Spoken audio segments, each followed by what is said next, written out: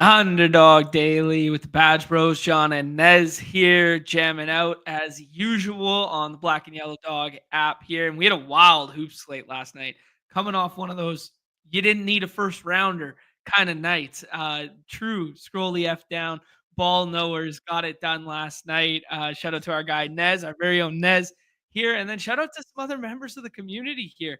I mean, I'll bring him up in half a second here, but Evan's already hanging out in the chat, had a nice score last night. And then Jake took down the 10K on, I don't know, something we've never seen before, Nez, a voluntary selection of a fifth rounder, a sixth rounder in the first round, and it gets home, not a swap. Truly incredible stuff, man. Never seen anything like that, dude. Never. Yeah. Never seen anything like that. Sorry, I just realized my mic was off. Am I on the right mic now? I don't know. I can't tell. It doesn't sound like normal, but you guys let me know in the chat. But yeah, dude, I'd never seen anything like that before. I think that was insane. I think it's your classic multi-enter drafting by hand, accidentally queued up a guy in the first round. He was setting up his swap ranks. He said, "I'm live now." My goodness! Yeah, he was setting up his swap ranks. That's crazy. Awesome. Okay, I didn't know that full backstory here. For those who don't know, I'll bring it up here because it's very interesting, man. It just shows you how there's so many paths, different paths to winning these games here. Here's Jake, earns his goat horns last night. Tyler Hero was the guy you needed. He breaks the slate with 69 points as a 100% drafted guy. There's no way to beat it. You needed Tyler Hero in your lineups. And then on this lineup, you could see Tyler Hero, Steph Curry, John Collins, Franz Wagner, Dyson Daniels, and Brooke Lopez. And you go, where is the grenade where is the landmine from the first round? Because nobody performed well from the first round. And where is it? Well, he didn't have it because John Collins was his third overall pick. Yeah, truly epic. I mean, that's so cool, man. Like, yeah. Accident or not, it just goes to show that, like, I mean, sure, it's random and you can't, it's hard to know which slate is the slate to take the undrafted guy in the first round. And obviously, you didn't have to do that. But right. I mean, it just goes to show, dude, we are just not even close to understanding the optimal way to play these games. I mean, just not even close. Not even close. Yeah. It's kind of cool though, because we talked about it yesterday. It's like, how are we gonna battle the Giannis ceilings? How are we gonna battle these Embiid plus Tatum teams? How are we gonna battle this? Well, I don't know. How about Portland just upsets the T-Wolves and Atlanta just upsets the Celtics and the whole slate just gets flipped on its head and you just play the shit out of Tyler Hero and print money, dude. It's pretty epic. Simple game. Yeah. Oh man. Beast for Bastion or less drafts getting thrown out this year. I have no idea, but this by no means should be thrown out. Not even close. It's not even remotely close. This isn't even just because someone clicks someone in the first round that shouldn't necessarily, or 100% drafted guy doesn't. This isn't even within the spectrum of being thrown out. Mm-hmm. Yeah, no. We love to act like we know. It's an evergreen thing, man. We've talked about this ad nauseum. We love to be overconfident in all our takes and love to be overconfident in, we win. We know what's going to win on a given night. But yeah. I mean, it's smart to think through these things, but then again, when the cards are flipped over, nothing matters. Nothing matters at the end of the day. Oh man. All right, Nez. Let's talk about what do you want to talk about? I thought last night. What do you think about NBA Cup? Let's talk about just overarching. I thought it was good. I mean, I don't know what to think of these upsets that took place, but I mean, it lived up to the bill for me. We talked about yesterday. We're a fan of the Cup. The courts are whatever, but I thought they were changing it, and the article that I was citing yesterday said they were changing it, and what was changed was the fact that the cup is on the floor. It wasn't the fact that awesome. Yeah. It's just like they're such a fucking eyesore, man. Like I tweeted it yesterday that like they are the sharing your exposures in light mode of basketball. Like It's hard it's on the eyes. Like yeah. I don't know what it's like in person, but I can't imagine it's much prettier. But you add the light of the TV and all those colors just right into the cones of the eyeballs, and that hurts. That hurts the Yeah. eyes. But yeah, I mean, dude, just crazy games in general. Like I don't know if it's like cup related or not, but Mhm. just like how about our Blazers? Can we talk about our Blazers? They weren't on the main slate, Yeah. but right? Or am I tripping? No, They no, were. they They were were. on the Sorry. main yeah, because I had my highest scoring lineup was a Jeremy Grant lineup, which is hysterical. Wow. Yeah, I'll show it to you after. But yeah, man. I mean, they caught the T Wolves slipping a little bit, and maybe they were a little extra motivated. They kept talking about on the broadcast about how they were like, I mean, they just got shellacked Mhm. last game. And Chauncey Billups said, like, if you could sleep well at night after this game, like you're a loser. He's like, Yeah. you're a loser. Yeah, they got into gear, and maybe no Aiton and no Simons is what this team needed. I don't know. It Just trade them and let the kids play. Let the it's kids play. crazy that they lose their best two like on paper players, one before the game and one 5 minutes into the game, and they perform better. Nice to see the resurgence of Time Lord, man. Like that's OG what we wanted from Time Lord, OG what we want from Drummond style stuff with like those boards and points and stock ceilings from the center position. That was a lot of fun. And then your boy Banton, man. Banton came on the floor, played like 17 minutes in that early stretch there, and instantly just starts filling it up like 12 and 5. Dude, Eye. get this guy a goddamn role. Like, what are we doing? Just play Yeah. him. He's money. He's absolutely money. Yeah. It was everyone. I feel like the conversation is like, they want to trade Time Lord. I feel like they want to trade everybody. And Right. maybe it's like the baseball brain in me, but I feel like, showcasing players in the NBA, like how much is that really going to change people's draft stocks just by letting them get run? You know what I mean? I feel like Yeah. these teams know who a lot of these guys are right now. Maybe it's a health thing. Maybe you want to see them on the court, see them healthy, but I don't know how showcasing players increases draft stock. But again, maybe that's the baseball in me thinking that like, we have so Yeah. much data on these guys. We know exactly who they are. And a 10-game hot streak isn't going to raise anybody's, trade value. Yeah, I think it's player specific. Like I don't think it matters for like Jordan Clarkson per se. Like Yeah. like what you're getting with Jordan Clarkson. He's been borderline healthy for the last year and a half. But I think a guy like Time Lord, it kind of matters because we haven't seen it in a year and a half.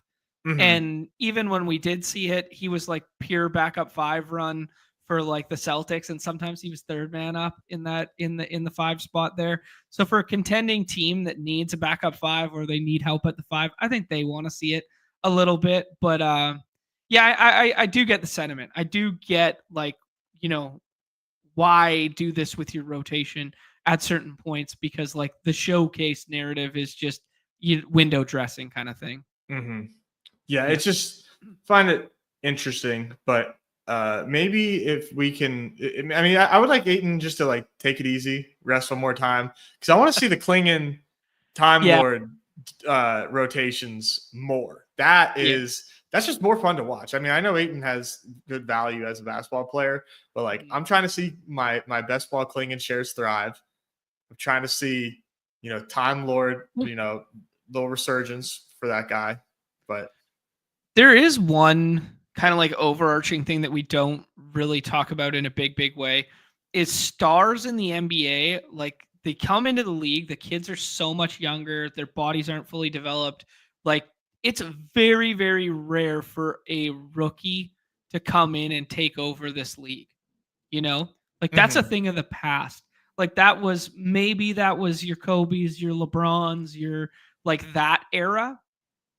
Maybe Jaws, like the closest we've seen in recent memory. Yeah, But I'm man, trying to like think.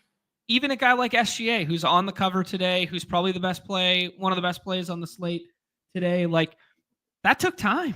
You know, that needed a trade to materialize before he became like, top 10, top 5, whatever you want to put him in that conversation. I mean, like Wemby is obviously a unicorn, complete anomaly, but like if you're just looking at like this year's draft class and kind of what we've seen thus far and expecting that like some of these 19-year-old kids can just come into this league and not get their doors blown off by 40 every single night playing 25 minutes a run, like this I don't know. NBA is just like different because like the NFL, these first rounders, we grown accustomed to, hey, come into the league and take over. Malik Neighbors, Jamar Chase, Justin Jefferson, come in, take over. These running backs, Bijan Robinson, come in, take over kind of thing. The NBA is just not really like that. And I think it's a physical stature thing.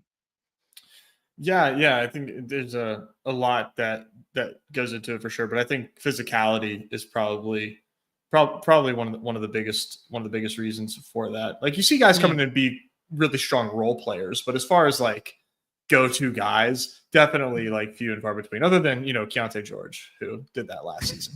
Yeah, it all comes back. Back to Keno, baby. I mean, I'm telling you, dude, he's soon come is Keontae's season. I mean, maybe not this season, but I think he will if the Jazz end up taking a little bit. I mean, that dude was taking over games last year, so just be careful. Watch out. I like it, man. I respect it. in a big way. Here's last night's champ hanging out, just sending some love your way and praises that hope good thing those lineups were in the other one. Isn't that just so ironic? You're just yeah. No complaints. But yeah, so your lineup was your high scoring lineups were in that contest, not in my crossover and my buzzer beater shipper would have won the main, both of them. Oh, gross. Yeah. Yeah, that's gross. And I lost money in the main slate.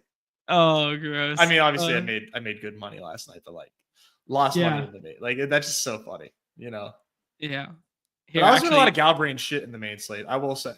It felt like that slate, man. We talked about it yesterday. It felt like that slate where like after the 5th round, you could kind of do whatever you wanted kind of deal. And it turned out that after the 1st round, you could do whatever the hell you wanted as long as you took Stephen Hero. At the 1-2 turn, I started doing things like Cat and Cade, like taking 2 second rounders there. Because I was doing a lot of manual drafting. I didn't do too many autos. I did a few autos in the main slate, but I was trying to get purposefully different because it just felt like that kind of slate. Obviously, that didn't matter, but I'm going to continue to try to get weird at the 1-2 turn specifically, I think, moving forward. Yeah, I think it's relative to like the tier breaks that we talk about throughout the slate. I think tonight, for instance, might be that's a good segue. Tonight might be a good night for it because like it is a really clear like top 3, assuming we end up getting Giannis. I know they love to break up the slates. Tonight's one of the ones I would have kept the late games on the slate, but it will make for a fun after dark slate as well. Just because tonight, because of the amount of back-to-backs and the fact that we went from cup games yesterday to non-cup games today, I think you would have wanted to keep like the AD, LeBron, whatever, all on the main slate. But it makes for a fun draft here. But taking Harden and Cat at the turn doesn't feel as great as the other side of the board with the likes of SGA, Wemby, and Giannis. But we said that same shit yesterday, and guess what wins? John Collins in the first fucking round, baby. So here we go. It's gonna be a fun sweat. It's another turbo sweat where it's only 6:30 and 7 o'clock or 7:30 and 8 o'clock tips Eastern. So. Yeah. Cody alluded to Dyson Daniels is awesome. Yeah, man, that handling role is effing insane right now. I don't know who came on the show yesterday and said you can't just keep getting 9 fucking stocks every single night. I'm not sure who said that. At least nobody said he's the worst pick on the board. at least nobody said that. I mean, at least. Oh man! At least you just boost that stock projection up by $1 billion. Holy shit! Wow, he's losing the dunk by 0.1 with Embiid. Good. Wow. Yes, that's very good. That is rough. Embiid, did you watch any of that game last night? Not that one. No, I saw some highlights or some lowlights of Mr. Embiid. Dude, he looked inept. Like he looked like he couldn't move. Like I watched a good portion of the beginning Yeah. there, and I know he hasn't played since the Olympics, and I know he was coming back, but man, that knee was a problem, and he subbed himself out early, came back with a big ice pack on his knee. Hmm. Dude, he did not look like Cat has been one of the worst defenders at allowing points at the rim this season, and he couldn't get by Cat. He couldn't get anywhere near the hoop. And now maybe does Cat turn it on for a nationally televised cup game going against Embiid for the first time this year, and his defense, is a bit harder than it is when they're just running a 7-man rotation against Brooklyn one night. Yeah, that's definitely range of outcomes. I'm not going to overread into the data there, but like, man, I was shocked that he could not find his way anything off the dribble. He couldn't get the ball in the low block when he was posting up on Cat. Cat took like the positive side of him every single time. From a ball watcher thing, I was just like, whoa, this is not the same dude right now. Oh man, that's not good. That's not No. good. Who knows? Maybe he's just a slow ramp up and he'll do some Embiid stuff soon. But like, Yeah. yikes, dude! It's just continues to be one of the strangest sagas going on right now. I Yeah. was optimistic, or not optimistic, but like foolishly optimistic, I guess, that we would maybe see Paul George tonight, thinking, okay, just he played 33 again and he looked good. Maybe he's okay to keep going because the team needs wins. And nope, Yeah. injury management. We're gonna sit these guys out. And I mean, you can be in the East like 10 games under 500 and like make the play in, so they're probably fine. Yeah, and I mean, like, yeah, 2-8 right now. Maxi missing time. George and Embiid all missing tonight. Like, ugh, but yeah, and it's just kind of like the new NBA where it's like with the play in, with how you can extend, as you're alluding to, you can just find your way in, which is basically what the Lakers did the last couple of years. Right. So hey, just save our guys. Not so much last year, but the year prior. Yeah, I know what you're talking about. Yeah. Okay, Nez, let's move into tonight's slate here. I was the fish here. Actually, I'll bring it up for your likings just to show you guys how. The reason I thought about this is not what was me, but more when you were talking about the hand builders versus the auto bros. I primarily autoed the main last night, and that was 137 drafts for me between the I did the 325s, the 100, and the fives there. Tyler Hero's my highest owned player here. Obviously, Embiid landmine here. But Jalen Johnson was a good pick. Randall wasn't. RJ Barrett wasn't. Suggs looked like it was going to be okay. The Booker stuff was okay. Way up on Steph, which was good. But you can see how it's just like Collins at almost 20%. You can see how it's like directionally accurate, but not in there.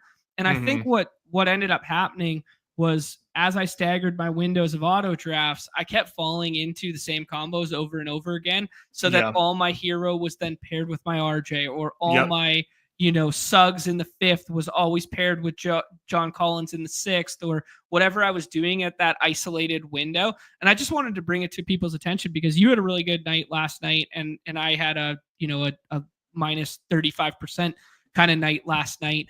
And it's just like, whoa, you probably should have done a little bit better with Hero and Collins and all this sort of stuff. And it's like, no, man, we got to be really mindful of those combos in which you were talking through there, where you're getting funky on the one side of the board and then not on the other. Because in theory, I probably played pretty poorly on this slate because all my combos just overlapped. I haven't gone back and checked with the tools yet, to be honest, but it's probably just in theory that all my combos just overlapped way too tightly. And I was just 1v1ing myself to death, even on the teams that I had Hero, Franz, and JJ. Yeah, I think that's that's probably the truth of the matter. I mean, also, to be honest, man, like these games are tough, obviously. And on a day like yesterday, there was like one or two different options in like the 5th round, because you could have had Dyson or Paul George, a couple different options in the 2nd round, or no, you kind of had to have Steph, but like you got to be just fucking George too on, man. I mean, this is without my main because I didn't do well in the main slate, but I did 99 drafts outside of the main slate. And, my worst exposure is 34% RJ Barrett. That's not good. But like around RJ Barrett is 53% Hero, 40% Jalen Johnson, 36% Ivy, 32% Tatum, which didn't matter, 28% John Collins, and then 21% Paul George. Yeah, that's way better. That's really good. I mean, but like that's like you're not going to do that every night. Right, yeah. Like, you know, like that's awesome. I'm happy, you know, I'm proud that I got there, but like, God, man, that was like, that's really, these games are hard, man. That's really tough to do. So like, you got to ask yourself, you know, if you're autoing, you know, what's your style when autoing? Because like, if you think you got it, and you think you're dialed and you're willing to live and die by those like single combos, then, you know, then do that. But it's the combination of these players really is what, you know, like you said, because like I looked at my teams and I thought I was dead, dude. Like I did not think I was gonna have a good night because I was seeing what you saw. I'm like, man, all my heroes with RJ. Like, you know, it just like it was tough to find the good lineups. Yeah.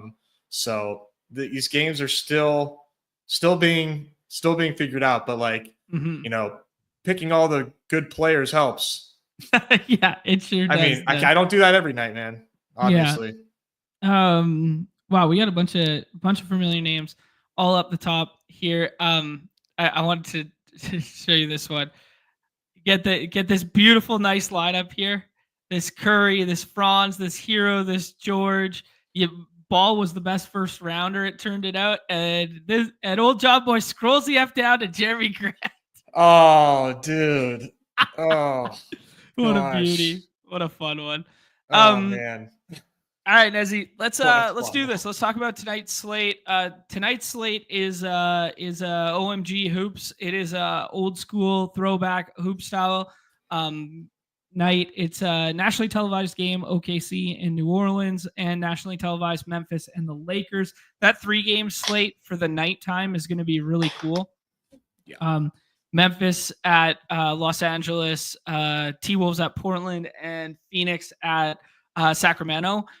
This first slate, our main slate, is littered with back-to-backs here. And, you know, being on top of the news trickling in is going to be the be-all, end-all. The first of it being Paul George and Embiid being ruled out. As Embiid said something weird, his post-game quote last night, that he said, I'd like to play back-to-backs. I didn't say, I was just trolling kind of thing. He says, I'm a troll. And then they immediately like rule him out like 3 hours later. Just bizarre stuff. But yeah. Anyways, the macro landscape of this slate, instant takeaways for you thus far. Oh man, it is definitely a LOL hoop slate. That's for sure. You know, top 3 picks are very, very good. And, you know, it's like yesterday though, just because they look good doesn't mean that they end up being good. But boy, it does seem hard to fathom, you know, one of these 3 not being on a winning lineup. That is for sure. But the good news is you have a coin flip's chance of getting one of these guys. So that's good. Yeah, no, I feel you there. I can definitely go spin zone on some narrative stuff here with like Cat in this Chicago matchup where Chicago has been so bad. If we end up without Brunson tweaked his ankle last night, left the ball game, and then came back and didn't do much, to be honest. He was one of those landmines in the third round there. So there's a Q tag on him. There was a Q tag coming into last night on Miles McBride. So just noteworthy stuff when thinking through this next tier with the Knicks. Boston were, 8, 9, whatever it closed at, favorites last night against Atlanta. They got beat, and now they feel like one of those teams, man. They're going to be petty as hell tonight with Horford out already, that these Boston guys are going to want to come out and beat the brakes off the Nets after losing to a Hawks team without Trey kind of thing. That's purely anecdotal, but just something that I'm thinking through at the top end of the board with this. So I was kind of ranking it like that. You got the Harden revenge game narrative up next in that one. And then Dame, this status just came in while we were talking, Nez, that we did get the injury report for Giannis, and he gets the dreaded probable tag, which is, Hopefully, actually a probable tag. It's probable, man. You got nothing to worry about there. He's gonna play. Okay. This is not the probable tag hold. Yeah, and then Dame has yet to clear concussion protocol. Second game in a row in which he's going to miss with the concussion there. All right, man. Let's. I guess the other big one on the slate, just kind of like talking through the Q tags, is Jared Allen.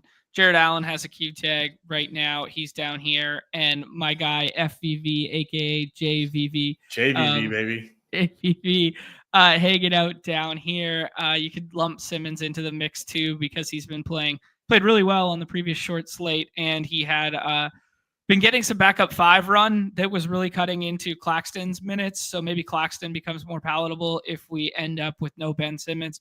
But that's kind of like the macro of like our player pool cues. We can talk about some of the other injury report stuff that will boost and or move other guys down if they get ruled in. What are you thinking here, Nez? Just with, I don't know, that word salad. Well, there's been these. So the people that draft these, right? Like the regulars, like not no one. I don't want to speak for everyone, but most of the people that are drafting these like 150ing are like really not paying attention to ADP and really just kind of choosing their own adventure. Maybe today more than most days. So there was a moment in time, John, I'm old enough to remember when Jalen Brunson was going before Donovan Mitchell, in that pick 7, those 777s there. And then we get the Q tag because he did roll his ankle. And now, Jalen Brunson falls to like pick 17. So he has had a wide range of ADPs. Cade, John, you couldn't draft Cade where his ADP was because the projections told you that you couldn't. Right. Well, Ivy, I mean, not that, the all-knowing knew that Jaden Ivey was going to be ruled out, but, Cade against the Bucks, I was going to take that. And now we have Ivy out. So, I mean, don't be surprised if Cade pushes to pick 5 today. Okay. Yeah. But you're seeing Cat go really high as well. I don't think anybody's going to go over Tatum unless we get like a really late Q tag, which that would be really, really shocking at this point because we already know Horford's out. So that would just be like, that would be slate flipping, but that doesn't seem likely. I know that was sort of like in question because he wasn't even 100% sure about yesterday, but as long as he's in, like you said, I kind of, they just lost. So I'm liking Tatum here on that one. But like all that to say, man, is like, yeah, ADP is here for you as a guide, but like you enter these lobbies, man, and people are really doing their own thing, myself included. Okay. Yeah, no, I respect everything you just said there a lot. We talked a little bit about the handling rule overlap between Ivy and Cade, and last night it was a little bit more of an Ivy game than a Cade game. They both ended up kind of like getting there. Cade not enough to win the slate, but Ivy would have probably been one of the optimal 6th rounders had John Collins not broken the slate late there, ended up with like 40 fantasy points. So yeah, it definitely does matter when they're like starting alongside one another, and now you open up more handling. Cade ended up playing 37 minutes last night, and Ivy played the 40. It was an overtime game there, though. Did you see how that ball game ended? Yeah, little Chris Webber. Yeah, and did you see who was in the first row watching it? Yeah, Jalen Rose himself. I mean, what are the odds? The universe glitched. Holy shit, that's crazy, man. Yeah, for those who didn't see it last night, obviously the infamous Fab Five. Weber calls a timeout when they got no timeouts. They lose that ball game with Michigan, and then Jalen Rose was sitting in the front row last night, and Spoelstra calls a timeout. They got no timeouts. Technical foul puts them at the line, and they lose. That game looked like it was headed to double OT. Oh man, what a weird glitch in the Matrix, as you alluded to. That's that's so crazy. Funny. It was interesting last night, Nez. We ended up getting Jalen Duren back there. I was looking at the time machine, the popcorn machine here just to check in. He played 30 last night. Beef Stew 22. Yeah, just thinking through some potential 6 rounders that can come from from this game environment for Detroit, one of many teams on a back-to-back now without Ivy. So like obviously pushing up Cade is one answer to the problem, but there's definitely some other solutions there as well. Anyone that you would be interested like later in drafts there? I mean, obvious one, but Tobias Harris is still Yeah. going undrafted. Wow. Yeah, no Tim Hardaway Jr. tonight either. He's already been ruled out. So Tobias Harris is going to push up in a big way. Yeah, and I'm not going to take Malik Beasley, but like, I mean, remember me game? He's playing. Yeah. He's playing the Bucks. Playing the Bucks. You fill it up from 3. Let's go. You give Beasley a green light. Like, he's going to take it. Not necessarily it's always going to go in. So I think the angle for me there would be like, if I'm playing some pick'ems today, and we'll see.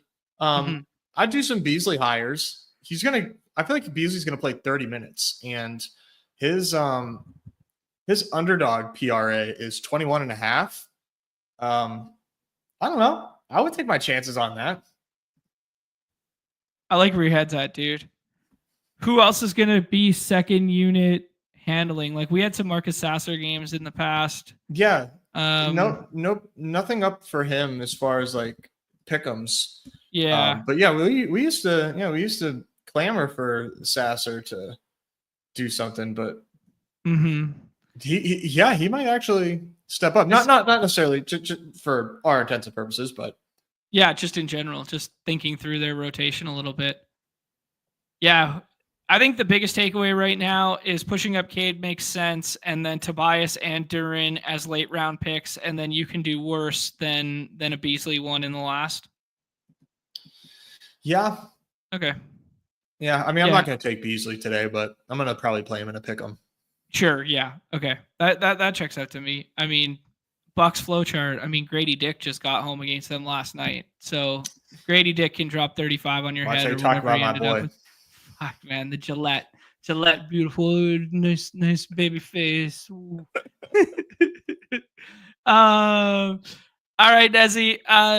Let's go back to ADP here and stuff like that. Talk through this kind of grouping here, as you alluded to, pushing up Cade, that 5 range. Harden revenge game. Maybe he finds his way to the Peelers a little too early, and it doesn't work out.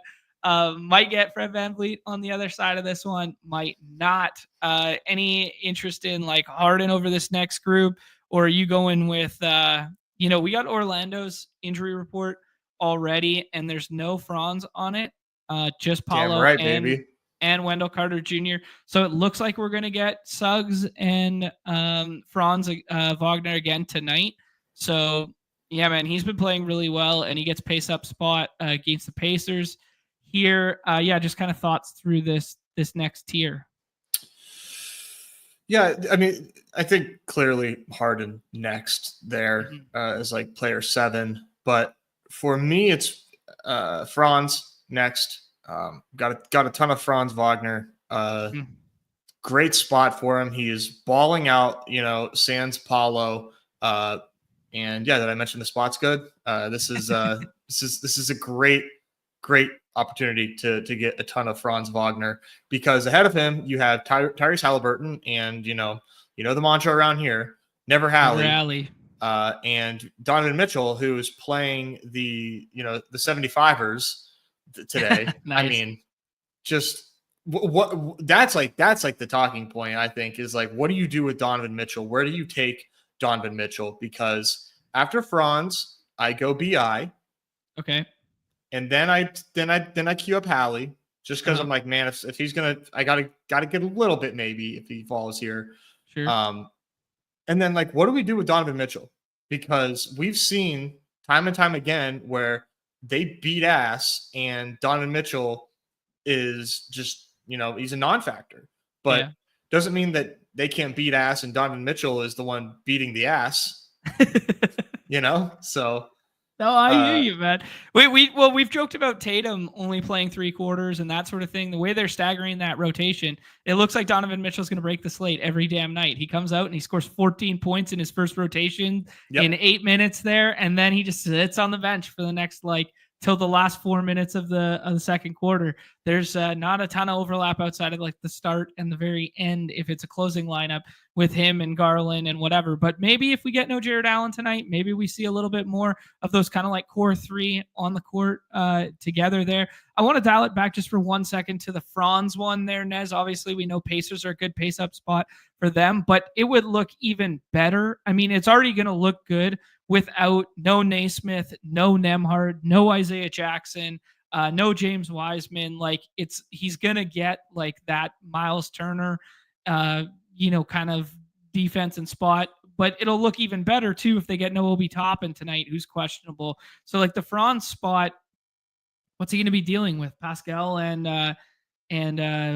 Miles Turner as like the size guys. I could see myself in the same vein as you liking Franz, me liking going back to the Goga in the 6th round. Yeah, I mean, for me, I try not to get too deep into the weeds on the matchups. It's just like, hey, Franz is the offense, and they're probably gonna have a lot more possessions than they usually do. And Franz is playing good ball. So for me, it's really just like that simple. Okay. Then you're probably gonna hate my next question. Is no concern about BI going up against an OKC who looks like probably the best defensive team in basketball right now. Yeah, I mean, like I don't think it's like no. Okay. Anything can happen on a given slate, Yeah, for sure. And yeah, they play good defense, but like BI is projected to, like, his projection right now is 23 points, 6 boards, 6 dimes. If he does that, man, that's some tough defense. Like, yeah, I mean the handling. Like, cool. He's one of the best second rounders you can pick. Yeah, the handling role is going to look great on paper no matter what, because no Alvarado, no Hawkins, no Herb Jones, no CJ McCollum, no DeJounte Murray, no Zion Williamson. I'm just a little scared that without Chet on the other side, they just play super small. Then they play against BI and it gets really messy and they get their doors blown off early in this one. That would kind of be like my only hold up there. I can understand being worried about blowout for sure. Actually, I want to look while we're on that topic for half a second here. I had dunks and threes open. I just want to see that game is a 224 total, which is, probably would have been like the highest on yesterday's slate outside of that Dallas game. But 224 total there. The Thunder are favored by 15. Whoa. Yeah. So, I mean, yeah. Celtics are favored by 15 too. Wow. Holy smokes. Jeez. It's kind of nuts that they are favored more than the Cavs are favored tonight. Cavs are 11-point favorites against the Sixers.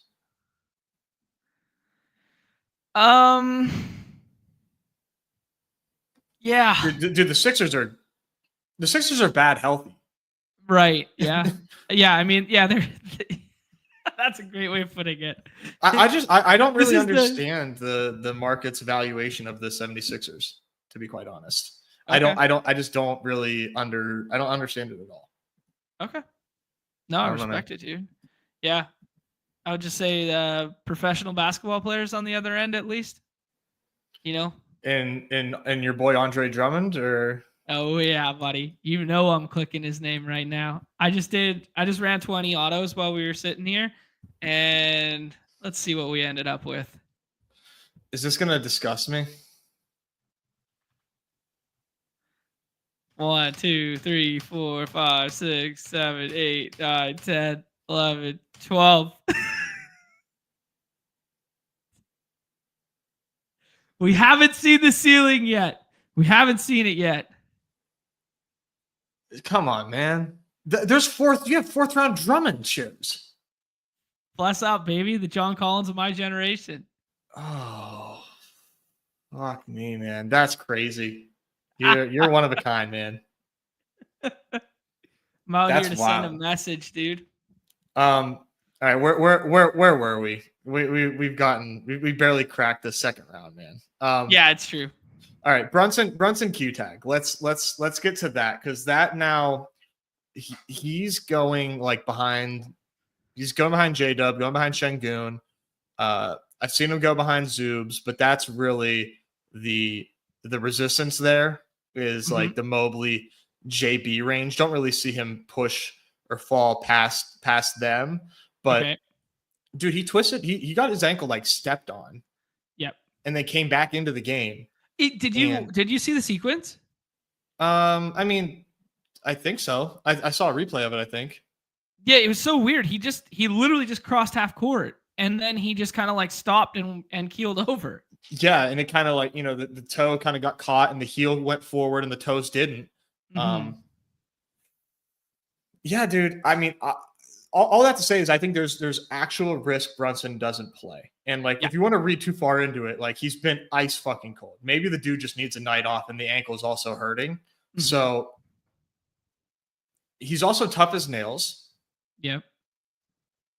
I think I would maybe like, it would be really tough for me to take Mobley or JB over him. Okay.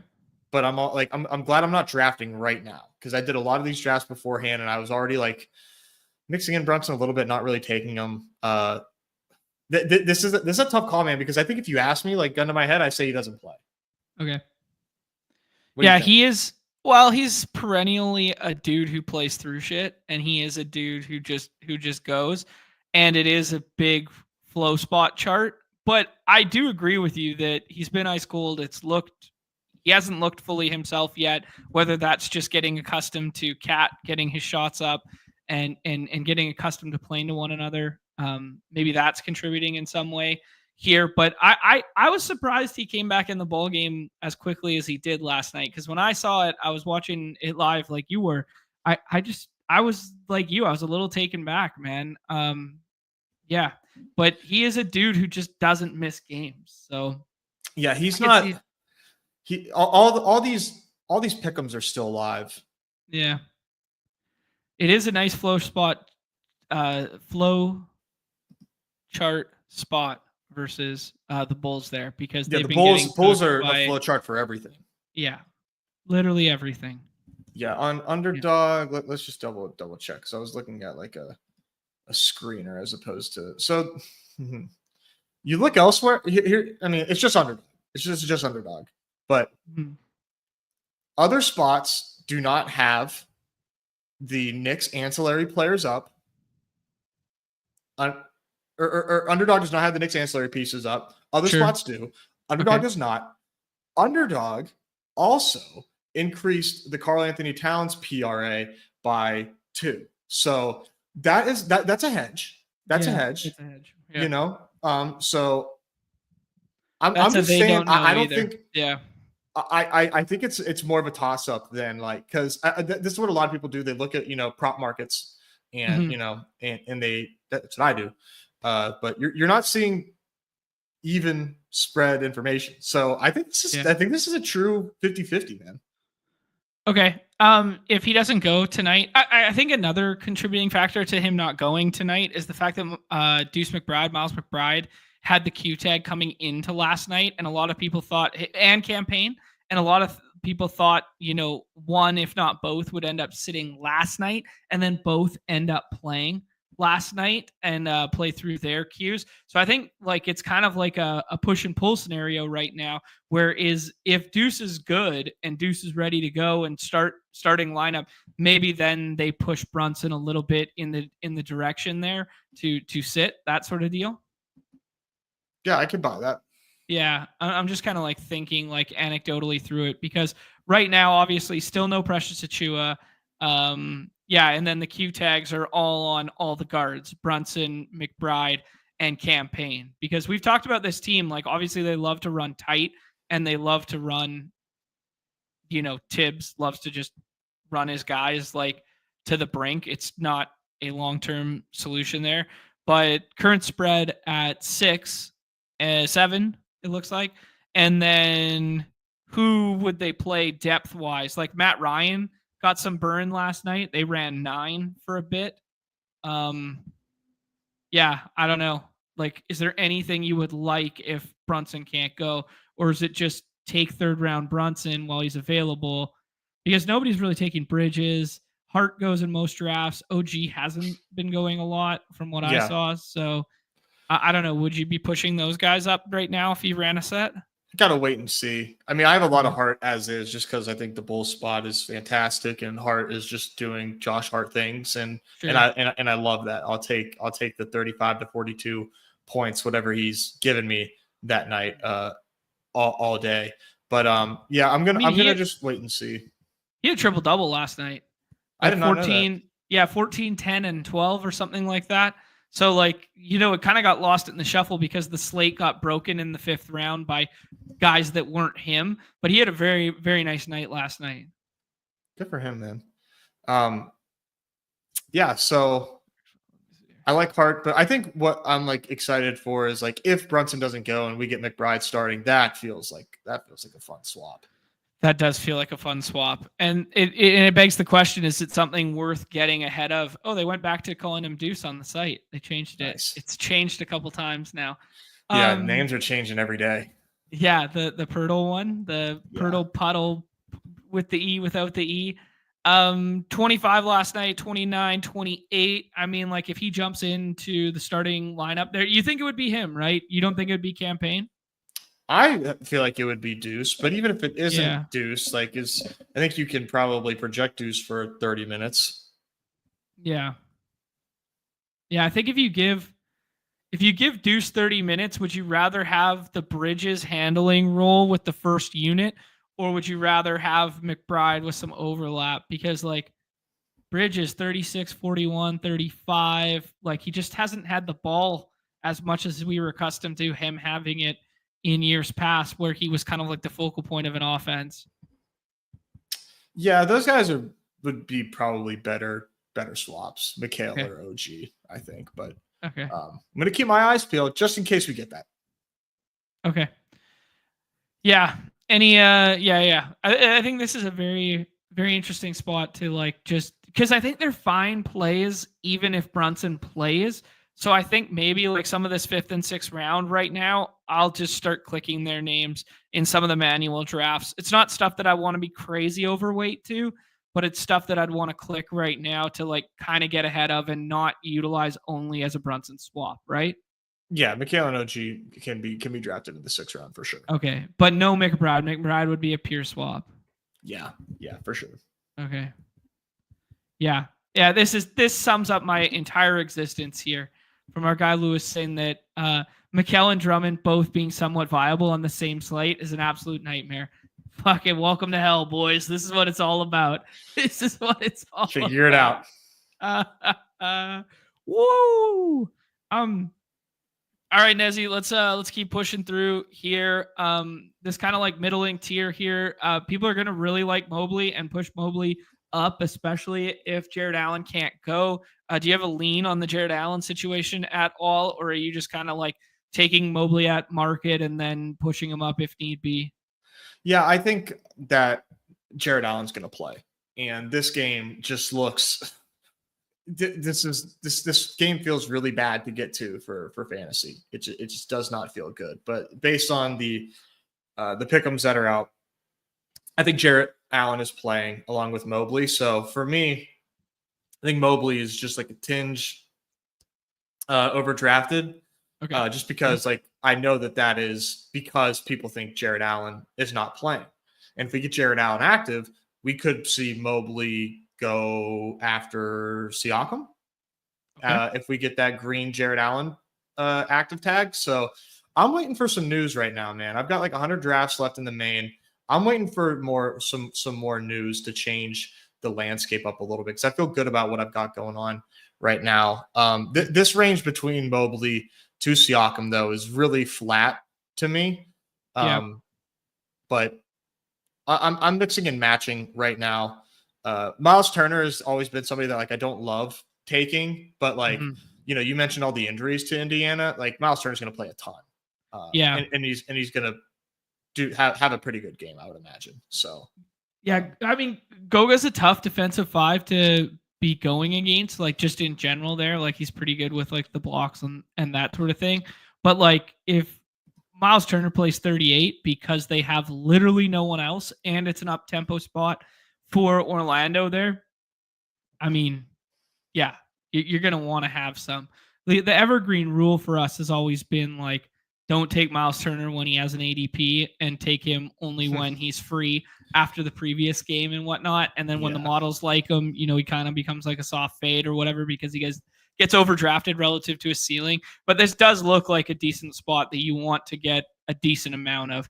The models on redacted and stuff will like him a lot more because of the price tag, like point per dollar. He's going to project like really well on other sites because the price tag's too low. But that's neither here nor there. Nez, this is kind of like next grouping. We just talked about the heart stuff. Is it the pool party tonight? Ooh, I'm kind of thinking a little yes. Okay. Haven't seen it in a minute, but I kind of like this spot against the Spurs. Pool's had a pretty strong role on the team right now. Kuz doesn't seem like he's going to play full minutes, so it seems like it'll be a lot of Jordan Poole. So when that happens, I like Poole. I'm trying to watch the exposure on him, but thankfully I've been getting just a ton of Josh Hart right now. So like I have Hart over Derek White and Norm Powell. So by the time my next pick comes around, Jordan Poole is usually not there. So, because I would take Jordan Poole over Norman Powell for sure. Derek White, maybe not, but Norman Powell has been like inevitable recently. Like the problem is all he does is score, right? Like that's just what Norman Powell does, and the problem is he doesn't score a ton. He just scores 25, and on a slate like this with this many games, with the totals the way they are and stuff like that, like I'm not jumping up and down to be over on Norm Powell. Yeah, I mean, do you look at the spots, the last 3 games where he's put up 45, 35, and 48? 48 against the Kings. I don't think that was an OT game, but he had 39 minutes in that one. 35 against the Raptors. That's a good spot. And OKC, I think OKC is a decent spot as well. And he had 3 stocks, 2 stocks, 1 stock. I mean, dude is playing really well. I will give him that. He's another one where I'm like, I'll just take a higher on a pick 'em with Norm Powell. Like maybe the models just like can't capture the fact that Norm has just been working really hard and he knew that he was going to have to start, but like the ADP 24 Norm Powell is like, that's straight recency bias. And I can't blame people for it. You look at the box scores and look at Norm Powell. He's playing mad minutes. He's filling up the cup. Yeah. Doing good shit. But there's some flukiness in there, and the Rockets are an interesting spot as well. How so? Because I don't think that they're like a total negative when teams play them, but I think that's what the models are factoring in on top of everything else. Like Norm already doesn't project well compared to other players on the site, and now you have this Houston spot where it's the models don't really like teams playing Houston.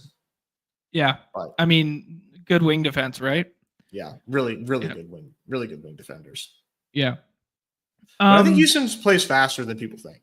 So we really triggered the chat, dude. We really triggered the chat. All the people unsubbing because of the Norm disrespect. Storm and Norman, like hope Norman. Tyler heroes your ass. That's good. I love this. All right, man. I guess I'll mix in some Norm Powell ADP then. I mean, this is the evergreen counter from Johnny Football's Heroes. Nobody else can score on the team. It's 100% been a 2.5 man team, the Clippers thus far. It's been Harden and Zubac running that high side screen and roll, and then it's just been Norm getting shots off because he's the outlet and he's the kick out wing guy. Yeah, no, it's a very good point. All right, Nez. Do the models love Suggs again tonight? Everybody's been falling in love with Suggs in recent memory. He did have a good start to last night before briefly exiting. Looks like he's going to play tonight there. Do you like Suggs over some of the Chicago stuff or some of the Garland stuff? What are you doing in this kind of like next area? I've got a lot of Suggs, man. Yeah. I saw the projection yesterday and was like, get out of here. Get out of here. Well, now he's playing the Pacers, and and he's off the injury report. So, he's one of my highest drafted players right now, and probably going to keep it that way. And as far as the hashtag models go, I know they love him. How much do they love him? They've got Suggs ahead of Donovan Mitchell. They've got Suggs ahead of Pascal Siakam, Vucevic, Miles Turner.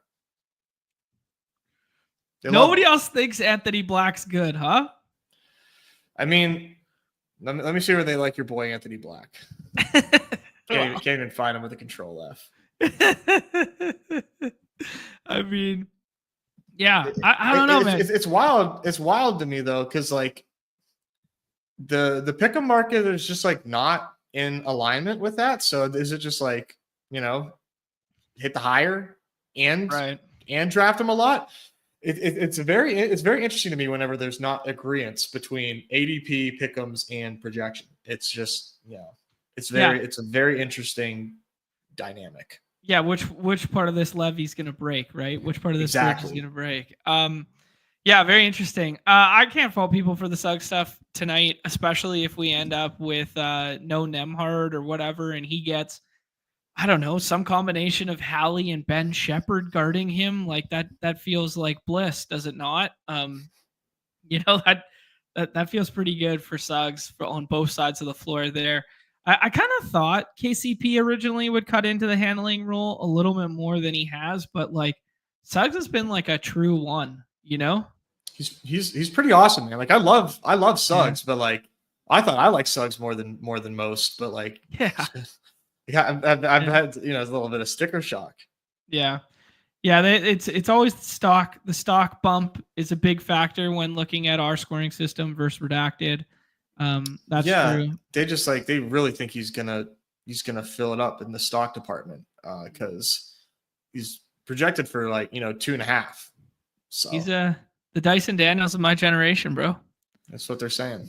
That is what they're saying. Only 28 last night, obviously, because he left briefly to the locker room, but that brief stint was ever so brief. I mean, like it was like 2 minutes in the second quarter and then like a minute and a half at the end of the second quarter to get the early break at halftime, probably go get taped up.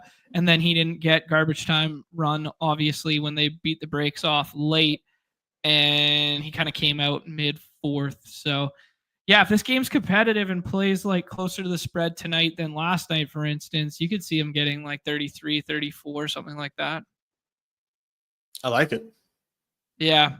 I think Goga is probably like the most underrepresented player in the sixth from that game, though. Like, I think people should probably be clicking you him think a so? little bit. Yeah. I don't know. Why do you say it like that? Because like we just saw like Mo Wagner like split minutes and play a little bit and play a little better. I'm not doing the Goga thing today because he's just like, I don't know. You can certainly, but like Mo getting, it's like one. They're basically splitting time. Yeah. That poured a lot of cold water on it for me. Okay. Yeah, I get you. I'm looking at it right now. Goga didn't sub back in after he started the second half. Wow, he was a -4 last night. Everybody else was positive last night, and he was a -4. Oof. Interesting. Oof. Huh. Yeah, in like a 20 whatever point blowout. Bizarre. Yeah. We got a good comment in the chat. I was, gonna get to by Omar there, talk about that the kid McCain from Philly. Yeah. I'm out. TikTok videos, I'm out. Too soft. Him and Grady I'll Dick. answer that question. I don't take the TikTok bros in the 6th round. These rookie TikTok kids, they're out, man. They're him and Grady TikTok Dick, kids, man. No chance. I only draft hardos like Andre Drummond in the 4th. Yeah, we know damn well. No, I like that kid McCain, and he's gonna play. Shoot, man, what how many minutes do you think he's gonna play? I would 33. I would take the higher. Okay. He could give this kid all he can handle, and considering the state of their team too, I think they need a win too bad, man. Like I think they'll run the vets as long as they can. Like they'll run like dude. He's Lowry started. And Oubre. Who are the vets? Who are the vets? He's one of their better players right now. I don't think he starts tonight. I think they start. He will. I would be shocked if he doesn't start. They'll start Lowry, Oubre, Caleb Martin, Drummond, and then someone at the 4. Probably Yabu, whatever his name is. The guy who was shooting threes yesterday and staggered minutes with Embiid. The kid that played overseas or whatever. Yeah, I see that's the projected starting lineup. Where are you looking? Are you looking ETR? And Roto Grinders. Okay. Yeah, no, that's what they have. But regardless, man, he's going to play all he can handle for sure. Yeah.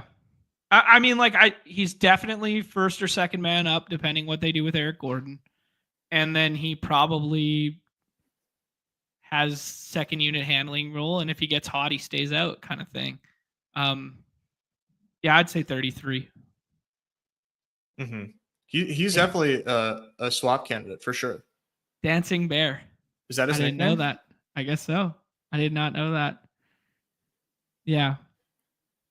Yeah, put some respect on his name. Yeah, this is true. This is true. I didn't know that. Yeah. Good's asking what percentage of our NBA drafts do you guys auto? I would say I auto 87%, and I would say Nez autos 31%. What do you think about that? It depends on the day. Depends on the day. I'd say 50% give or take.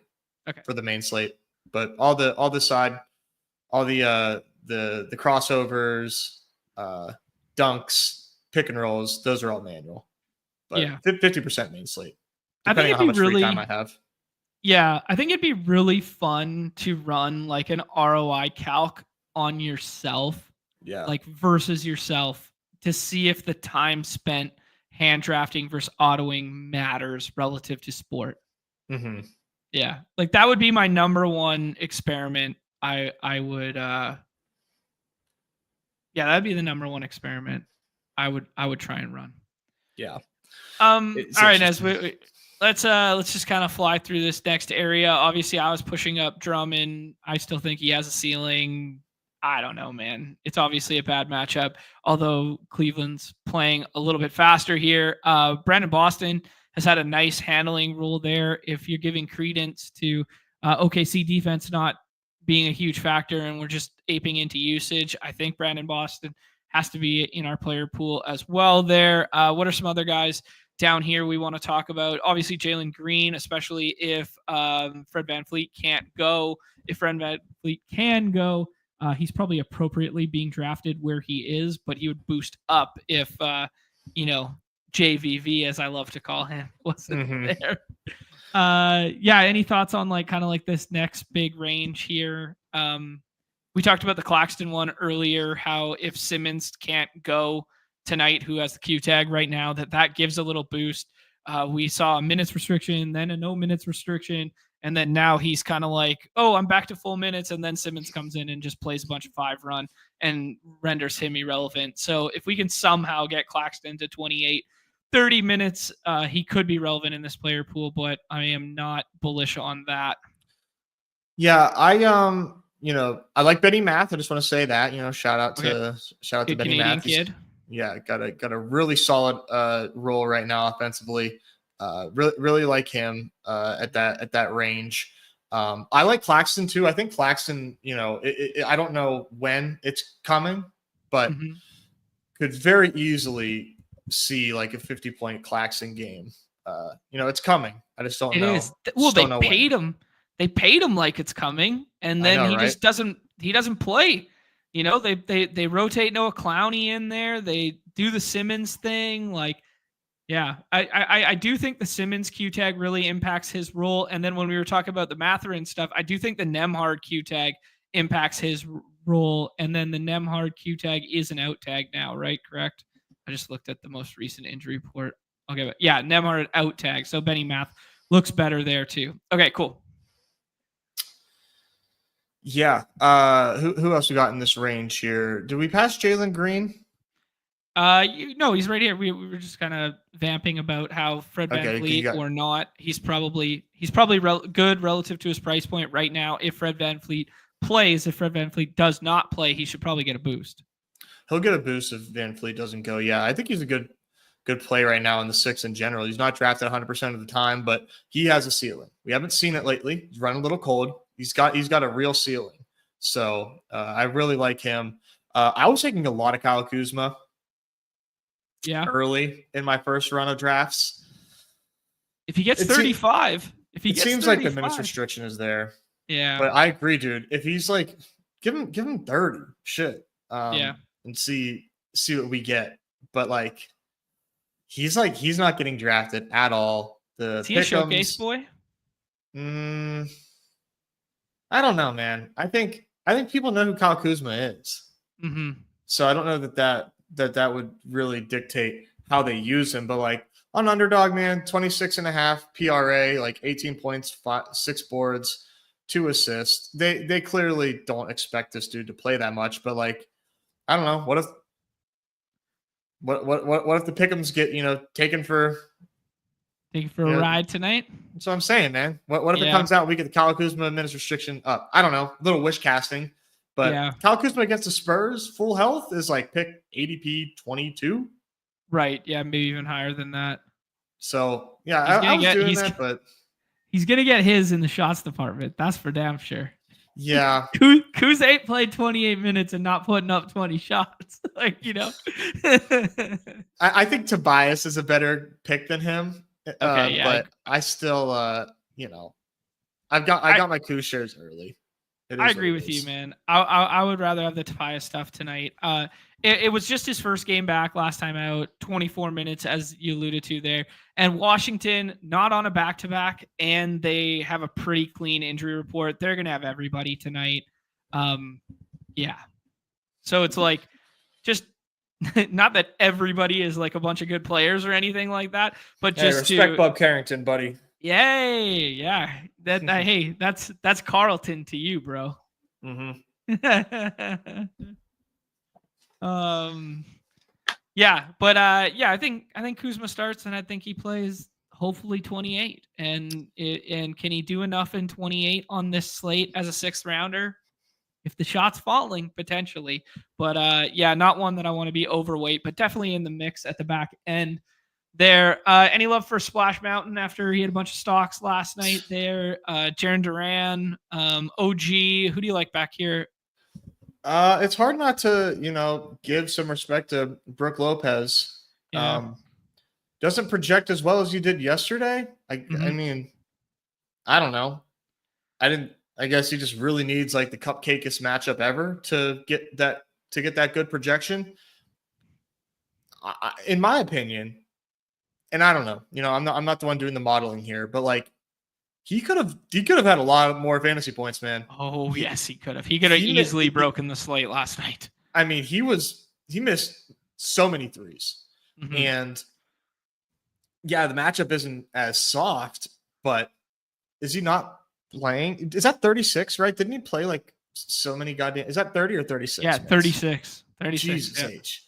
If he's going to play 35 minutes again, and have double-digit 3-point attempts and set himself up for 4 or 5 stocks again, shoot, bro, I think we might need to mix in some Brook Lopez. It's just like, I guess I just don't see how – I respect matchups, but, like, is it that much of a difference?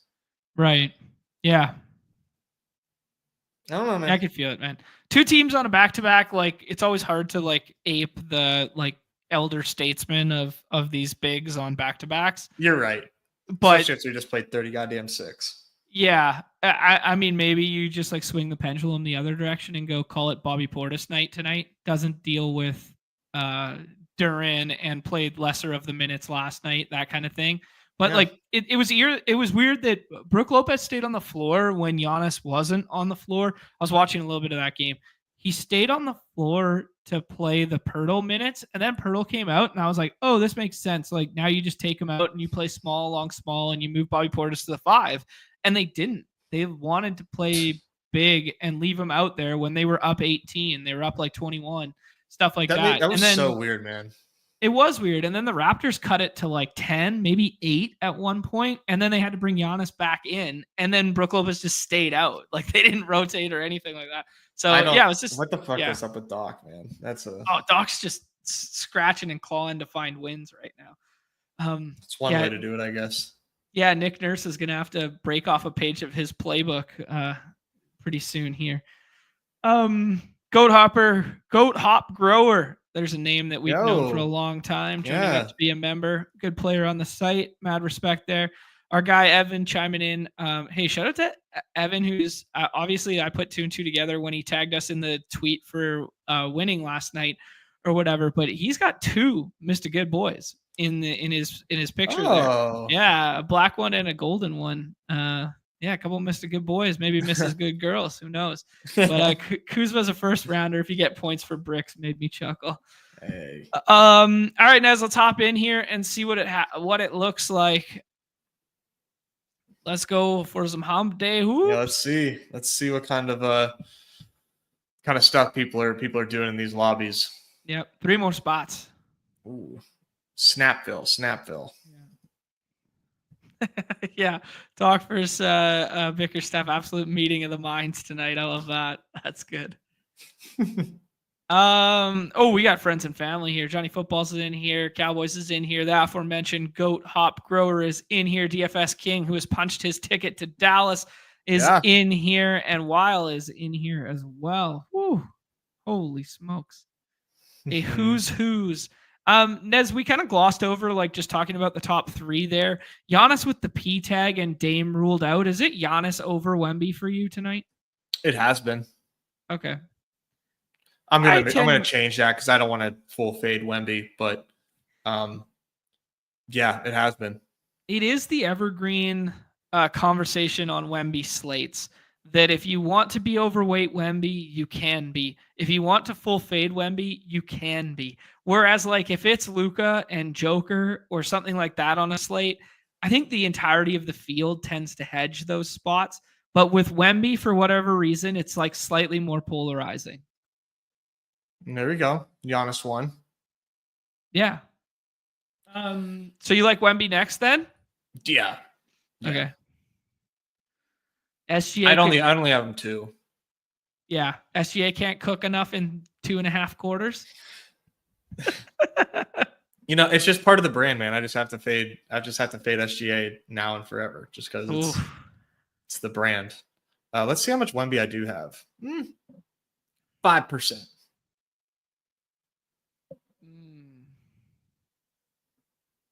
That's a soft. I'd like to get a little bit more than that. Yeah. Yeah, Respook saying that Wemby hasn't been consistent this season. I mean, that's just evergreen with Wemby, dude. He's I was reading some articles and stuff that he's settling too much. That he's settling for he's taking more threes. Or less he's taking less threes, but he's taking better threes. But then he's not getting to the bucket as much because he's more reliant on Chris Paul running the offense. I can see that. Yeah. Now maybe probably some of better that for the team, but yeah, maybe some of that changes with Vassell now. Vassell's back for his 2nd or 3rd game now, and maybe he has some of the handling and that sort of thing. He hasn't started yet, and it's been stated that he's going to continue to come off the bench. But like, I don't know, just thinking out loud, like, because what we want from Wemby is obviously the stock ceiling, but we want him attacking the rim too. The magic of Wemby is the fact that he's huge and he can handle, but he can also pull a step back 3 and get it off over your head if he wants to, right? Yeah, he's just like he does so many amazing things at his size. Yeah. Like you want him to be I don't know. But maybe they don't want. They just feels like they're turning him more into like a little bit of a traditional five, like or not Mm-hmm. traditional stretch five. What we've grown accustomed to understanding the five position to be in modern basketball, where Yeah. like yeah. I, Bi goes there, Franz goes there, Cade gets pushed up as you alluded to there, Nez. It kind of leaves us with this tier of Donovan Mitchell being a tier break because of the Q tag on Brunson, and then kind of doing something funky behind. What do you think? I mean, Donovan Mitchell by ADP. I think J Dub is pretty interesting too. Okay. I think just like let's just see if we can get Brunson to get pushed around the corner. Yeah, sounds good to me. I think a lot of third round Brunson will be a thing tonight. I think it'll be a potential GM creator there, but I will not take J Dub over Donovan Mitchell. That's just me. Uh huh. Um, yeah. Yeah, we got Sengoat staring us up here. You could do the Evan Mobley thing if you think JA is not going to play. You can push him up, but you think he's going to play. Yeah. Jaylen Brown, we could do they're just going to fill it up and destroy the Nets tonight. What do you like? I like Jaylen Brown. Okay, sure. I'm good with it. I think he had 22 field goal attempts yesterday. Just like keep shooting, son. Keep shooting. maybe that's by design. Maybe they are giving Tatum a little bit of a breather because Tatum was kind of doing it all during that stretch where JB wasn't playing, and now we get JB back. And like I said, man, JB takeover games are just like you're not getting the rock. I witnessed one of God's greatest creations and miracles last night, Nez. Oh yeah? Rock step right, jab step, throw left, 2 left-handed dribbles, 2-handed slam for JB. Ooh, put some respect on him. He, in fact, went left down the middle of the lane. You're in trouble now. Happy learned how to putt. Happy learned how to putt. Uh-oh, somebody's closer. I'm just saying. Man, the amount of times we watched fucking Happy Gilmore on those road trips on the buses for Puck. Oh my god. I think it's classic. I haven't seen Happy Gilmore in 10 years. I think I could go line for line through the whole damn thing. All right, Nez. This is where we can kind of start getting funky. You like Suggs over this tier, or do you like Jordan Poole still over this grouping? I mean, I do like Suggs, but let's do it. I think you could do Poole. Okay. Let's do it. The pool party's canceled. Pack up your water wings. Put your trunks away. No sunblock on your nose. Pool party's canceled. We're taking Jalen Suggs because the models told us that we like stocks. Good Canadian kid, Benny Math, staring me in the face. Extended run for Zach LaVine. I kind of like Zach LaVine, the 3 out of the Chicago guys here. Kobe White had a good stock game last time out. I'm just never giddy. Yeah, or we could do. You like Derek White?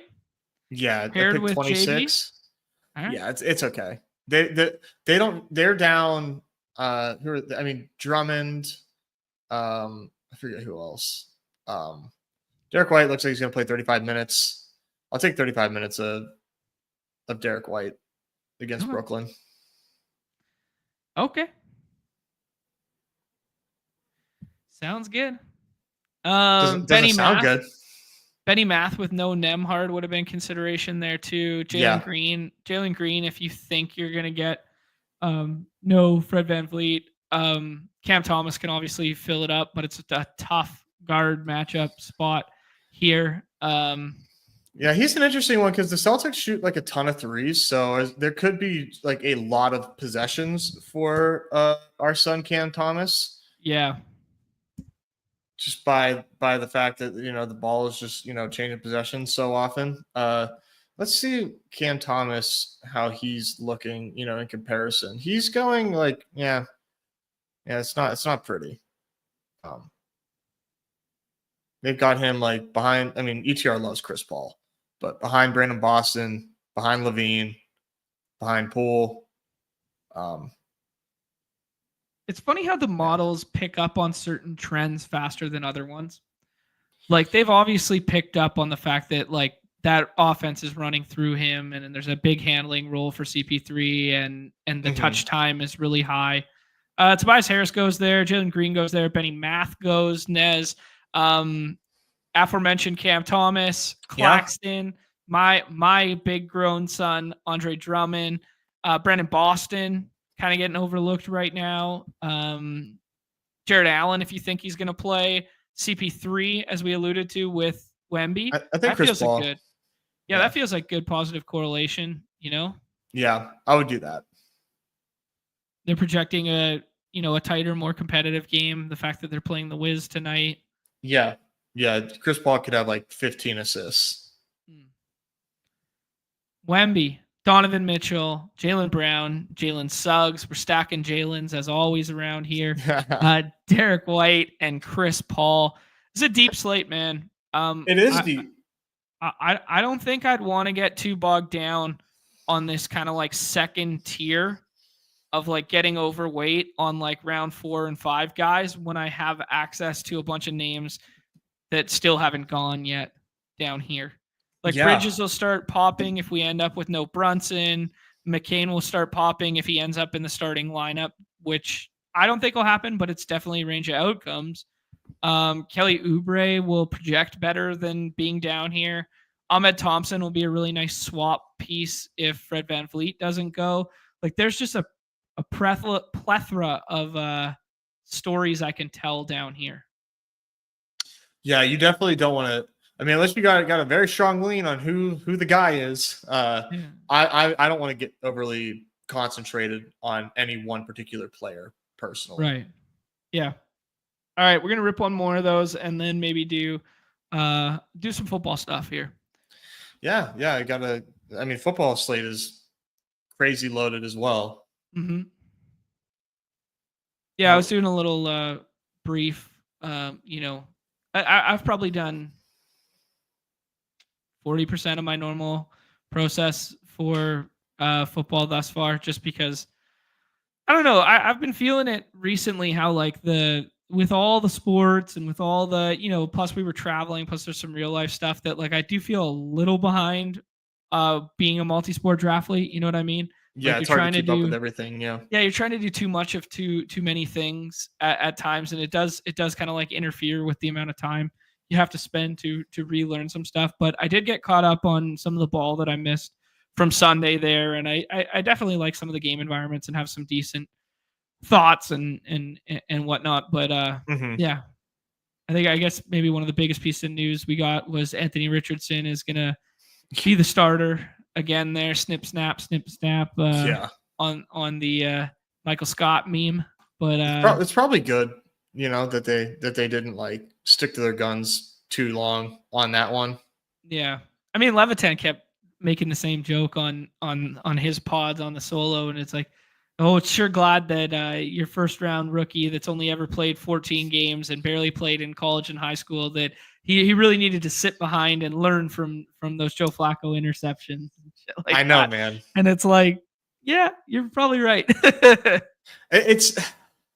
I think, we don't know the whole story when it comes to that situation. Sure. And I don't know that situation would have been made if there wasn't like an evaluation of like the locker room and doing right by the team and the players. If the players weren't jiving with that, then they wouldn't have done it. I think they were like, hey, let's you got to give Flacco a shot because Anthony Richardson is not helping us win games. And I don't think that there's necessarily anything wrong with, giving that a chance.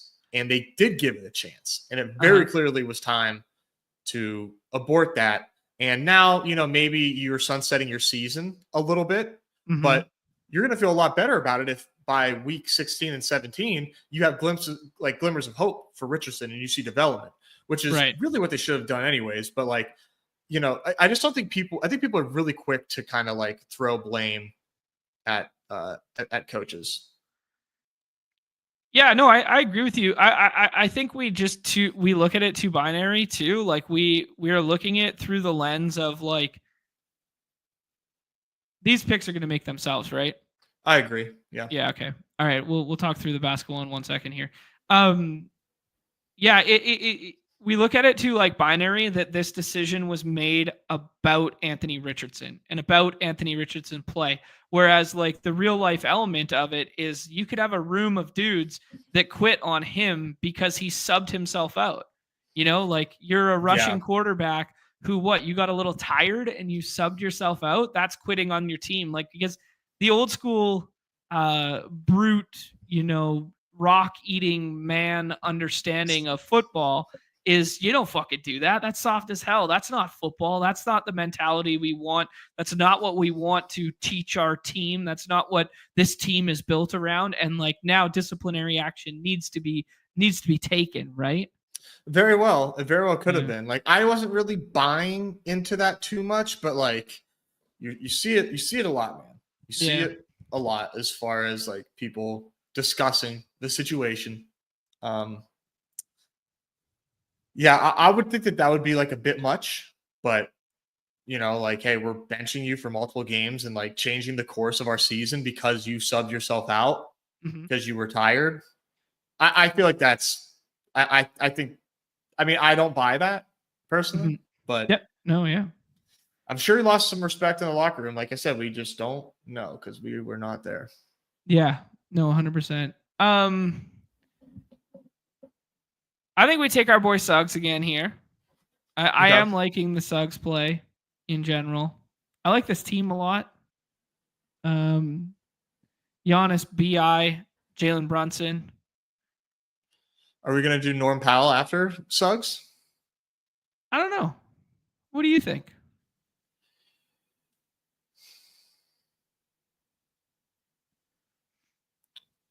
Who would it be if it wasn't Norm Powell? Garland? We don't have anybody on the I might flip the board a little bit here, dog. Oh, no way. You don't say. I might take Jalen Green. Flip it. And just I might just take Jalen Green here. He was playing some really good basketball before the last couple 2-game stretch there. Fred VanVleet doesn't go tonight. He plays 36 minutes.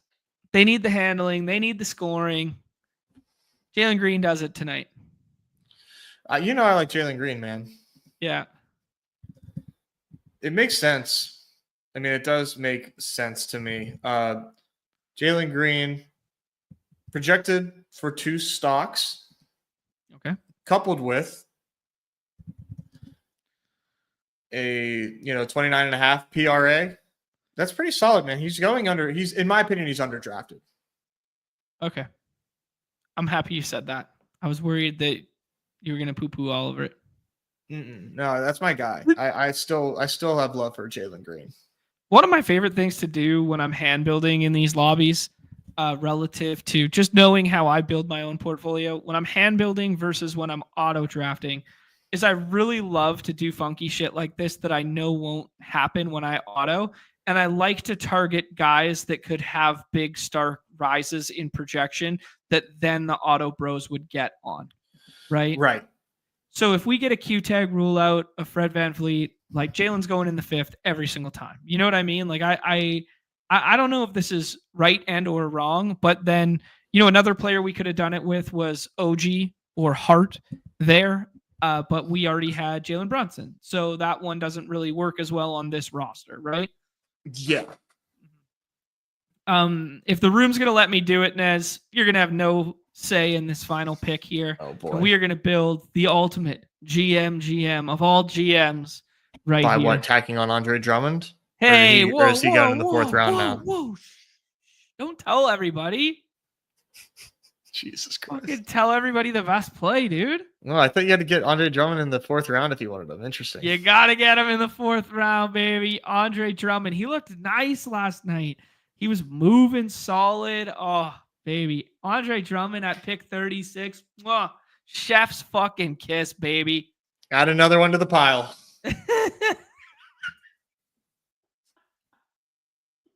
Like a dragon sitting on its gold with all your Andre Drummond shares. That was good. Oh, the Fire Princess. What was that one called? The witch. Oh man. There was a kid's book. That was literally I don't know. I don't know the Fire Princess. Paper Bag Princess. And the big dragon. That must be that must be from a Canadian publishing company. It might have been. It very well could have about been. the Paper Bag Princess. No, I read it to my niece one time. I remember this vividly, dude. Tell me if you guys remember that. It wasn't a chapter book. No, it only pictures and 4 words per page for a guy like me, Nez. Do you think this audience? Oh yeah, I remember Paper Bag Princess, the picture book for sure. We read chapter books over here, John. Oh jeez, were you a fiction guy or a nonfiction guy? You asked me like I read books. Oh, fair enough. No, I read fiction. Yeah, I never really got into like fiction. I was always nonfiction. If I was reading, I was like reading to learn or like reading for school. I never like read for pleasure. That was like my thing. Yeah. The maple syrup dragon. Come on. Oh my god. It's more than just that. Oh, that's good. Omar's clowning my pick. Drummond's gonna have 3 fouls in 5 minutes. Hey. I don't know. Mobley's soft, man. Mobley's soft. We got a big bruiser in the paint. Yes, so you read textbooks. All right, everybody's taking it out on me today.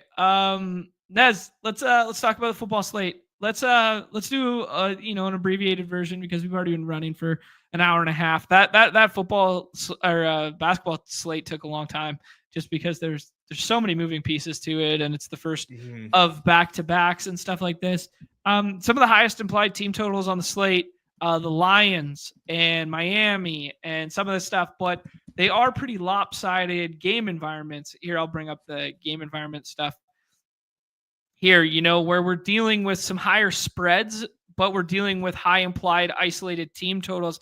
My initial thought to like the slate was that would funnel people it would funnel me to more like onslaught-y style constructions and doing some of the stuff that the S words love more, aka, quarterback, running back, and receiver from one and then no bring back or something like that. Now, all of that will be relative to field size and the contest in which you are playing. I will walk through that in 1 second. But just initial thoughts, macro landscape of the slate. A lot of good running backs. Okay. A lot of good running backs. It's pretty nutty how many good running backs there are on this. Nice. I mean, you can get 20 touches in the 6th round of dog bowls right now. Okay, throw me some names here for a guy who's only done 1 dog bowl thus far. Throw me some names here. Ramondre Stevenson is a 6th round dog bowl pick sometimes. Okay. Which is just kind of crazy to me. Yeah. I just I love Ramondre Stevenson in this spot against the Rams. Let's see. Aaron Jones is another great pick right now. What is that? A running back 15. Goes in the 4th round of dog bowls often. I mean, like, dude, people are just interesting. He doesn't have a Q tag. Yeah. Like he got carted off last game. Yeah, he got carted off. Then he was on the sideline for a bit, and then he came back into the ball game. It was a strange sequence of events. It was his ribs. Like they thought he broke his ribs or whatever, and then he got carted off because he was like winded in the ribs kind of thing. And then he got carted off because the X-ray machine is on the other side of the stadium. Oh, okay. That's why he got carted off. There you go. He's day-to-day expected to play. Nice. Yeah. They got to start limiting his workload a little bit there with utilizing Cam Akers and stuff. If they're a serious playoff contending team, they got to start mixing in some other running backs because he's such a focal point of their team. They need to keep him healthy. But that's neither here nor there. At running back 15, he seems like a smash click. You're right. Yeah, against the Titans, man, I think he makes a ton of sense. DeAndre Swift too. Nobody likes the Bears anymore, but DeAndre Swift is still the RB1, and potential 20 touches for him seems pretty good. And we have to get some more updates on Najee Harris, but Najee Harris sitting down there too in a high total 3-point spread. Mm-hmm. I wouldn't free. Yeah, I wouldn't read too much into Najee Harris's practice report stuff. I imagine he'll have a vet day off than an LP, and people just leave him down here because of the Q tag. They did say like right after the game that they expect him to play this week. Yeah. We'll see. They expect him to. We'll see. Okay, I think that's good macro on the running back position. What was kind of your macro takeaways of the other positions there, Nez? Quarterback feels extremely flat outside of Lamar Jackson, Josh Allen, and yes, Brock Purdy as a tier of their own. Other than that, man, QB doesn't matter. It's just, stack up or take your favorite play. I think I'm going to be doing a lot of naked QB in the main BR if I don't do a stack with Purdy or Josh Allen or even Lamar Jackson. Going to be a lot of naked QB for me in the main BR for sure. Respect it. Yeah. Would you go as far as naked Purdy? You could. You could. Is it good though? I think so. Okay. Yeah, I mean, I always struggle with that one. Guys that are traditionally pocket passers, though he did have a game this year where he scored twice on the ground. But I do always struggle with traditional pocket passer with multitude of weapons. And I learned this firsthand last week by, I shared my exposures the other day. I had 60% Debo, 40% CMC, 40% Purdy, and whatever. And I just aped in and they don't end up mattering tethered to the quarterback. I always find it hard with pinpointing which stacking combo I need, Yeah, I feel that. I think the Niners, I think it's like they got a ton of weapons on offense that it's not necessarily it's not like we know where the points are going to come from with Purdy, but there's obvious stacking partners, but you can do them naked. Wide receiver though, man, it's JJ tier break, Amon-Ra tier break, and ADP. Okay. And then some fun spots. I will say, I am going to have probably a lot of Drake London again because that's just what I do. I just it's pseudo martingaling. Like it's not even martingaling. I just think that he's good every week. But yeah, I mean, you want to talk about what we were just talking about with the Niners there. The Niners side of the equation, it's hard to pick the stacking partner. On the Atlanta side, it's pretty fucking easy because it's going to be one of four guys, right? So that gives you some clean outs, right? Whereas like if that offense go Burr, at least we know who it go Burr with. Mm-hmm. Yeah, for sure. I mean, Mooney and Mooney goes really late too, so you can always just like take that bet and switch it to Mooney, take 6th round Mooney, and have some really fun times that way as well. Pickens, man, look at my guy George Pickens. Your son, yeah. Wide receiver 5 on this slate, and I think that's going to hold too. He might even leapfrog Tyreek, but that might be a bridge too far. But this is such an obvious smash spot for Pickens against this pass funnel of Baltimore and like how well Pickens has been playing.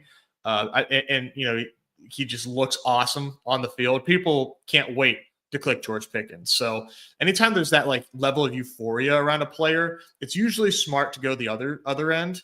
But John, I am affiliated with the Pittsburgh Steelers. How am I supposed to ignore the fact that George Pickens, who has so rarely been on main slates? I mean, he was on the main slate last week, but I barely played. Yeah. He's been on primetime games so often. Like now I can play George Pickens with Moonball Russ. How can I say no to that? Yeah, no, I definitely hear you out there. They've been such a funnel, and he's been so good at winning deep down the sideline with Russ that it always scares me on a slate like this where you end up taking George Pickens over the likes of like Cooper Kupp and Deebo Samuel or Garrett Wilson against the pass funnel of his own, like DK Metcalf if he comes back. Like just the name click, it seems scary, but it seems like everybody's in lockstep with you. Yeah, it's hard to not like him. But that said, well, I guess Puka does go ahead of him. Okay, I was going to say, I do like the Puka spot, but I mean, it's just like a loaded slate. You go down and we have Devontae Adams like all the way down below Cedric Tillman. Yeah, this week. Ooh boy, I don't know about that one against the Colts. He's got questionable with a illness, but man, I don't know about Cedric Tillman over Devontae Adams against the Colts, dude. I don't know about Yeah. that.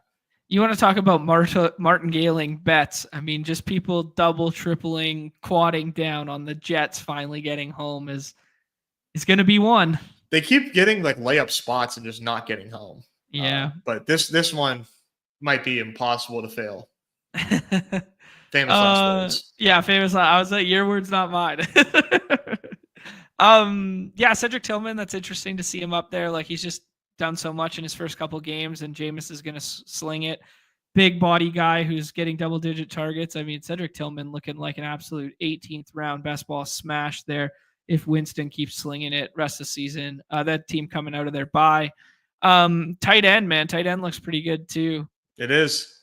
Tight end's been good quite often this season, but another really strong slate here. Mm-hmm. Laporta seems like he's going to play, and against that Jags team at Detroit, that feels like a great dip to buy on Laporta, in my opinion. So I mean, dude, it's one of those slates where like every round, there's good picks. There's good picks every single round. So it's a really fun one. Yeah, it looks that way. It looks like it's setting up that way for sure. Let's talk about some of those like cheeky kind of like back end stacks and stuff that are popping out to you because I'm looking at it right now. Nicholas bringing this one up in the chat. That's where my mind went to. A little Jaden Reed, Jordan Love coming out of the bye. Get that one right. We talked about Josh Jacobs' ADP yesterday, looking a little low. Jawan Jennings sticks out like a sore thumb to me, like playing that Ayuk X role. Like that seems like a guy that I'd want to get on. Khalil Shakir kind of sounds fun. Nobody can run against Kansas City, and you're dealing with the QB1 on the slate or QB2. If we get no Amari Cooper yet again, just doing like some skinny stack with that sort of thing. You said the Mooney one earlier. That one seems fine too. Any love for potentially going back to Chicago here? New OC, new situation with Waldron gone. It's hard not to think that this offense is not going to get better. By what order of magnitude, I'm not sure. But like here's my read on the Bears, right? Is Shane Waldron terrible offensive coordinator. You look at the next gen route trees for these Chicago wide receivers, and there's no creativity whatsoever. They're just like leaving Caleb hanging out to dry. So he's holding on to the ball a lot. And Caleb needs to not hold on to the ball quite as long, but like Shane Waldron clearly doing Caleb no favors, right? Yeah. Just clearly doing him no favors whatsoever. So I think with the new play caller, new OC, we get more route creativity, which would do wonders for the sack taking for Caleb and the production of his teammates. Yeah. Who stands? Go ahead. Well, the only two like cold water I could possibly throw on that is the offensive line isn't getting healthier and they're missing like 4 starters. So maybe that's why he's hanging onto the ball so much and running for dear life. Not to let Shane Waldron off the hook, but that's just like one potential thing you could say. And the second one I already forgot. But yeah, I mean, it has to get better, right? Like it has to. I don't know how it could on paper. It can't get worse. It could stay the same, which is just like, we're talking literally, John, like bottom offense of the last 4 weeks that they've played football. There is not an offense. There's not an offense worse than the Chicago Bears in the last 4 weeks by EPA. Wow. That's impressive. That is impressive. It's impressively bad. Yeah. So it has to get better. Now, Packers defense is not necessarily like the cupcake matchup you're looking for off a new OC. Mm-hmm. However, there is a chance the Packers score some points and push the pace in this game for Chicago. I don't think that's very likely. So I'm not really counting on a Chicago bounce back here, but I do expect Caleb to look better. I expect the offense to look better. What I was going to say is like, no one was getting schemed very well in this Chicago offense. Like, who stands to benefit from a new OC here. DJ Moore, I guess. They start moving him around. That would be like the one name. I think DJ Moore. But could be Rome, could be Keenan. Yeah. I think you're going to see Keenan Allen involved more, personally. I think Keenan fits the change that's going to come from a new OC the best. And getting open, running these intermediate routes, and giving Caleb, hey, here's your read. Keenan Allen, like, he's going to be open. Just hit Keenan Allen. And then DJ Moore does the long ball stuff. The guy who's calling the plays is the guy who called plays for Bryce Young last year. And what did he do? He let Adam Thielen just cook underneath all the old guy routes. What if Keenan Allen just plays the Adam Thielen role from last year? I'm the king of like hanging on to guys too long. I really do not think Keenan Allen needs to be written off yet. Okay. I mean, if you're writing off Keenan Allen, you need to write off DJ Moore, because these guys had the same level of production and fell off at the exact same time. So you write off Keenan Allen, okay, cool. Then DJ Moore is also dust, because these guys were equally as productive going into this season in the same exact situation, and now have plummeted. So I just think people need to like kind of watch the way they're talking about Keenan Allen, because you might make them look pretty stupid. Yeah, agree to disagree on that one. Just DJ Moore's 5 years younger and just got given. Then why does DJ Moore have worse stats than Keenan Allen this season? You know, how come? Fraudulent. I mean, like, they just. It's a meme. Like, in my opinion, it's a meme, man. I think it's gone too far, but we'll see what happens. Yeah. This is a good point. The DJ Moore like antics and pissing off on the sideline and not living up to the C that's supposed to be on his chest is a big contributing factor to the outside kind of like aesthetic and what people think of DJ Moore right now too. You could. I think that's less about Caleb and more so like the Bears are just very clearly a dumpster fire. Right. Yeah. Just everyone's disgruntled because of what's taking place on the field. Mm-hmm. But DJ Moore's wearing it all over his fucking face. Yeah, he shouldn't. Guys. Yeah, it's not good.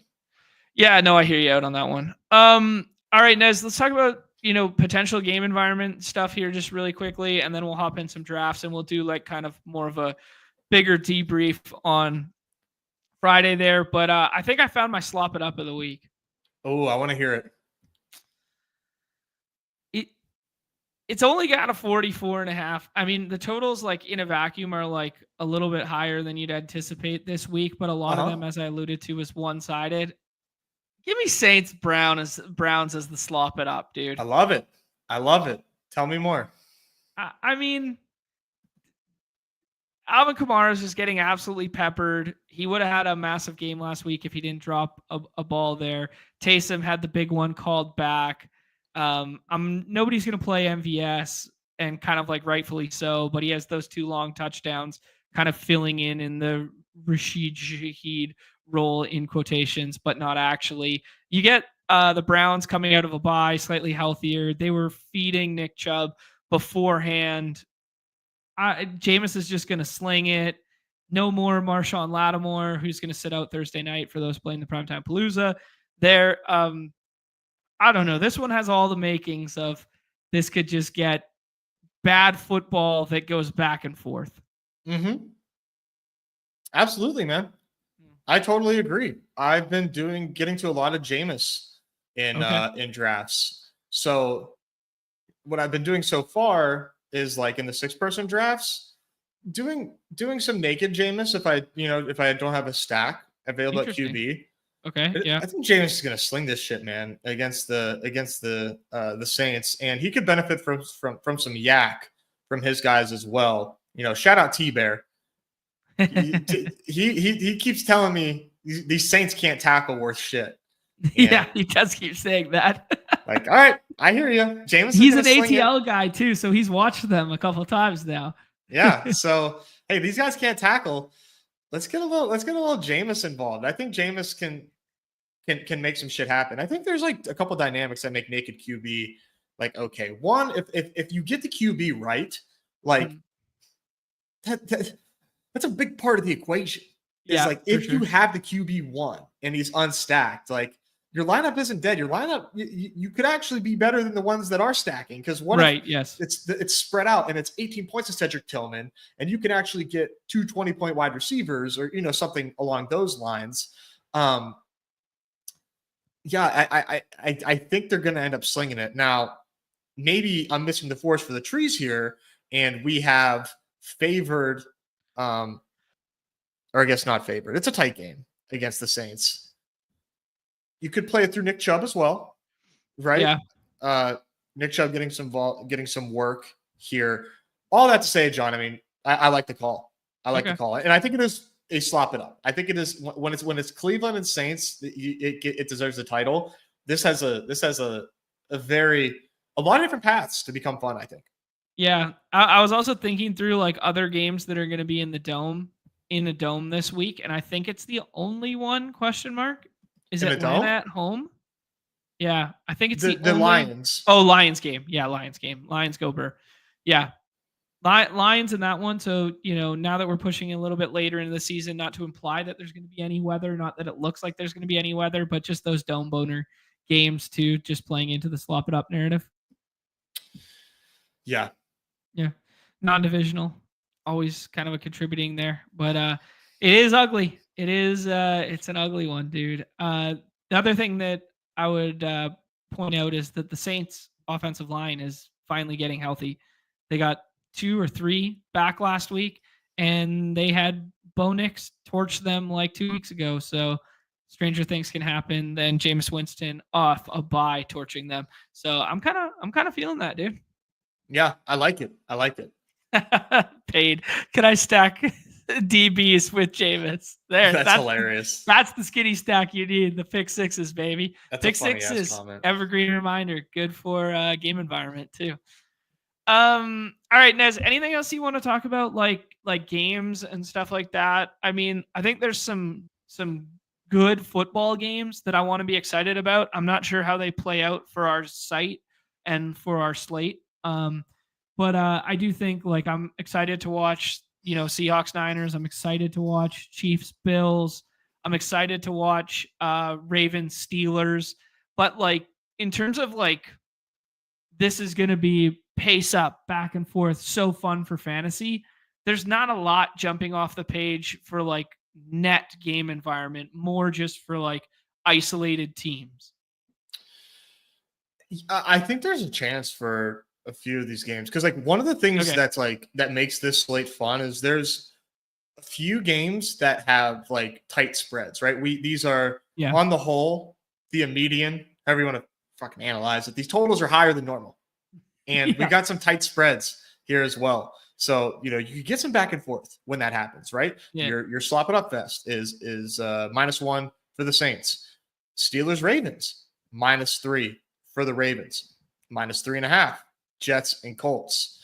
-2.5 in Broncos and Falcons. And, Bills and Chiefs, sneaky shootout potential. Sneaky shootout potential. Yeah. This is going to be the best team. Fact check me. Yeah. Actually, don't. This is going to be the best team that the Chiefs have played all season. Oh, I agree with that. Yeah, I don't even have to look at who they've played to agree with you on that one. They're dogs, man. They're dogs in Yeah. this one. And what makes this very exciting is like this might be the first time that like the Chiefs can't just like chew clock like it's a tough steak all game. If the Bills can have an efficient day on offense, now we get the Chiefs playing a little more aggressive. Okay. That could be a lot of fun. And it's not just like, oh, let's like, well, take our time down the field. Like, you can't stop us, like slow moving freight train. And then actually it's like, no, you better score because like the Bills are coming around and they're about to score once again when they get the ball. So I think no, people aren't excited about that game. It's a 46-point total, one of the highest on the slate. Yeah. I think my biggest concern about the Bills side of the ball is the fact that they've getting the run game going against the Chiefs, no one's been able to do. And I think a lot of what they do well is Josh Allen running and James Cook running and that sort of thing. So I'll be very interested to see that dynamic play out. it makes me kind of skittish on the Bills stuff outside of like some back end skinny stack darts, but like I wouldn't want to be like overweight James Cook this week, for instance. Yeah. Why, you like it? I just think James Cook is used like a little differently. Sure, yeah, Than more like in the the pass traditional catching role and stuff. run game. Yeah. Yeah, and like Josh Allen on the field dictates the way offenses play as well. You can't really True. So Amari Cooper being healthy would be a huge help here. Agreed. No Keon Coleman. It seems like Amari Cooper's gonna play. We might not get Dalton Kincaid either. He's missing practice right now. So you're not wrong in like, is this offense gonna roll? But like, man, is Josh Allen just gonna run for 100 yards here? Like, yeah. I mean, he might have to. You can't tell me. You cannot. Bit, you cannot tell me. Like it's so hard to quantify. You can't tell me that like Bills at home against Chiefs, there's not a little extra something here. Yeah, a little dog factor. Yeah, a little dog boost in the model. Yeah, man. How many? Yeah. What's it? Back-to-back seasons now they've lost to the Chiefs in the playoffs or something. Like I feel like every year they lose to the Chiefs in a great game. Yeah, yeah. No, you can't tell me they don't want this one. Yeah. I did fact check you now that I thought about it. Nez, they did play Baltimore in week 1, but that was a lifetime. Week 1 Baltimore doesn't count because they also lost to the Raiders this year too. Baltimore did. Yeah. Can you believe that? Point. Yeah, no. Yeah, I just did. That's so fucking weird. I forgot about that. And they were down, or they were up multiple scores too in that game. And then they just, dink and dunked their way back with Brock Bowers. I remember that now that you say that. Wow. Fuck, football, like basketball, we talk about like last night. Football, we talk about like 4 months ago. And it feels like, it's like, that was only like 3 games ago. It really puts it into perspective, man. Like the sample size. Dude, the sample size, dude. Yeah. Like we've had more hoops. We've had like more hoop slates than we've had NFL slates. Yeah, and hoops has been on for like a week. Yeah, it's so true. It's so true. Paid sending you some love, and Patrick sending you some love. Yeah, thanks, guys. Well. I saw the other messages as well in the chat. I appreciate you guys wishing me well. It means a lot. I appreciate it. Nez, anyone else we want to hit on in particular? Like, we'll do a little bit more thorough game by game, just because we did so long on the hoops there in the future here. But just like, I don't know. I'd ask you about like Baltimore Steelers. Like, any concern that it's like such an important game divisionally, such an important like real football game, that it just like kind of that classic fall on its face divisional rivalry game? Or did you see enough last week from Steelers offense to think that, hey, they're going against a pass funnel, this can go back and forth? Yeah, I'm kind of struggling with this one. Yeah. It's a really tough call. But yeah, I'm struggling with it because like I love my Steelers and their defense I think is really, really strong. Yeah. This Ravens offense right now I think is rolling, and I think they paper beats rock here, Okay. and I think the Ravens end up overmatching the Steelers D here. It might be rock versus rock with Derrick Henry in the backfield, but that's neither here nor there. Yeah, right. Yeah. Henry looks good, man. Yeah, I my heart tells me this is going to be a slog. Yeah. The fantasy player in me says like, hey, this game's gonna be fun because all Ravens games are fun by nature. Mm-hmm. Yeah. No, I feel very similarly to you. I don't have a good read on it yet. I'll be really interested to note some of the pace metrics when I do a little deeper dive on like some EPA stuff and some of the tempo stuff. Like if this game does play a little bit faster than I think it will in my mind, because that's another contributing factor right now, that it doesn't feel that fast. But Najee being active, might slow it down a little bit, even more so. Which I'm anticipating. Okay. Anything else you want to hit on, like just overarching game environment that was getting your attention? Yeah, I'm like really drawn to this Rams and pass game. Little Super Bowl rematch here, John. Oh yeah. Yeah. People forget. No, I'm drawn to this game quite a bit. I don't think the Rams defense is very good. we have the Patriots being a perfectly cromulent football team right now. Rams offense is good. I think this game has sneaky shootout potential. I know that that's like stupid to say, but I I think don't this think has it's sneaky stupid at shootout all. potential. Yeah, I don't think that's stupid to say at all. I think if we give Drake May his flowers and stuff like that, that is something that could push game environment here. And this does look like a good bounce back spot for the Rams there. Yeah, some notes like just that Allen kind of took over Parkinson's role, if that matters to people. Kyron roll still strong. Puka roll looks better than Cup roll nowadays, but might get the Christian Gonzalez treatment. You alluded to Ramondre Stevenson being a 6th-round pick in dog bowls. That feels very solid. Yeah, that's kind of all the little notes I had on that one. Yeah, that'd be the one. That's definitely like one of my favorite spots this week is Cool. that game. Yeah. Are we concerned at all? I'm looking at these next couple games here. Gardner Minshew is going to be back starting for the Raiders there after being usurped mid-game by Desmond Ridder at some point there last time we saw them before the bye. But the Miami stuff, any concern about the Tyreek wrist stuff or, Oh, yeah. Yeah. Oh, yeah. Absolutely. I mean, it's hard to deny the game logs. I know that a lot of that was a Skylar Thompson, but we've had Tua back now for quite a while. Things are looking strange in Miami. Yeah, it's kind of like HN or bust right now, but we still keep drafting Tyreek, as if Tyreek has the Tyreek ceiling still, and he's just 3 straight 10-point fantasy point games. I don't know, man. Like, is there any merit to, okay, this wrist is a little worse than it has been. Things haven't been working. Like, Jalen Waddle's free in these drafts. Yeah, 6th-rounder. Yeah. I don't know, 27.5 team total, or I guess down to 26 and a bit on this site, 7-point favorites. Like, it doesn't have to funnel through Tyreek like we always thought it had to funnel through Tyreek and HN. Like, I don't know, let's do a little HN Waddle stuff to get contrarian here. Yep, I'm with you. If in the pick'em lobby, let's check out HN. 102 scrimmage yards. Whoa. with a 0.9x on scoring a touchdown. No receptions up for him, but last 3 games, 6, 8, and 5.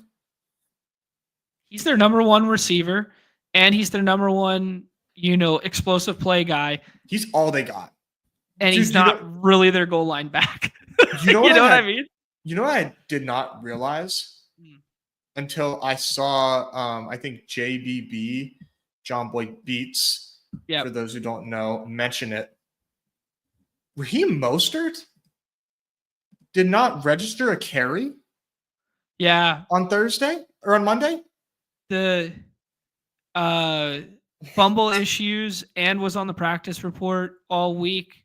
And they just kind of flipped to the Jalen Wright stuff. Because Jalen Wright was a waiver wire darling for people this week. Oh man. Yeah. That's good for HN. That's the TLDR here is like fire up HN, bro. Yeah. Yeah, there you go. Hochberg chiming in here. Aaron saying that he played the 3rd down role. That's not what we're used to. No, that's definitely not what we're used to. That's a big usage flip there. Jeez. Huh. Yeah. That's bullish high value touches for HN. Oh my God, very much. Yeah. Very much. The season's on the line. HN. 35 touches. The pound chiming in saying they put Mostert on returns too. Wow. That's the Kyron Williams treatment right there. That's Jover. That is Jover. All right, Nez. We've been ripping for about two hours here. Yeah, ASAP Tuna. This is kind of what we're all thinking here. Best ball bags. Come on, give us a little Jalen Wright, explosive play here and there. We'll talk through more of the slate tomorrow. We'll do the primetime palooza. We will do the basketball slate tomorrow, but it's considerably smaller, I believe, when I was looking. but we got to hop at some drafts here. Yeah. Ooh, snap filled. Yeah, the NBA slate tomorrow is a 1-gamer. So that's what. So what the hell? Yeah. What's the one game? Dallas at Utah, and the reason it is, and it's going to kind of trend like this, I think, when I was looking through it, is because the NBA Cup is Tuesday, Fridays. So those are like loaded slates going forward. And then Wednesday they play heavy back-to-backs. But then I think sometime in the future, after the group stage is over, they stop staggering. And then we get heavy Wednesdays again, and we get light Tuesday, Fridays, because there's only like 2 or 3 games left in the NBA Cup. They're really staggering the schedule to make a big deal out of the NBA Cup. So originally tomorrow was going to be Primetime Palooza and NBA. There's not going to be a slate because it's a 1-gamer. Maybe Numi and Hope put up Fridays like really early or something like that, which I would advise against and wouldn't be a proponent of. But if they see fit and they want to keep the drafting going, I wouldn't fault them. I would particularly just like make some bigger primetime paloozas, I think, and then we can talk through more of this battle royale stuff tomorrow behind the paywall, is more or less what I was alluding to. Do we have a PTP up yet? Okay, we're on the clock here.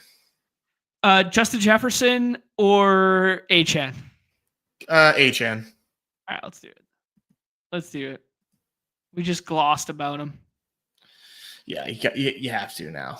Yeah, no worries about the inefficiencies against the Rams last time out.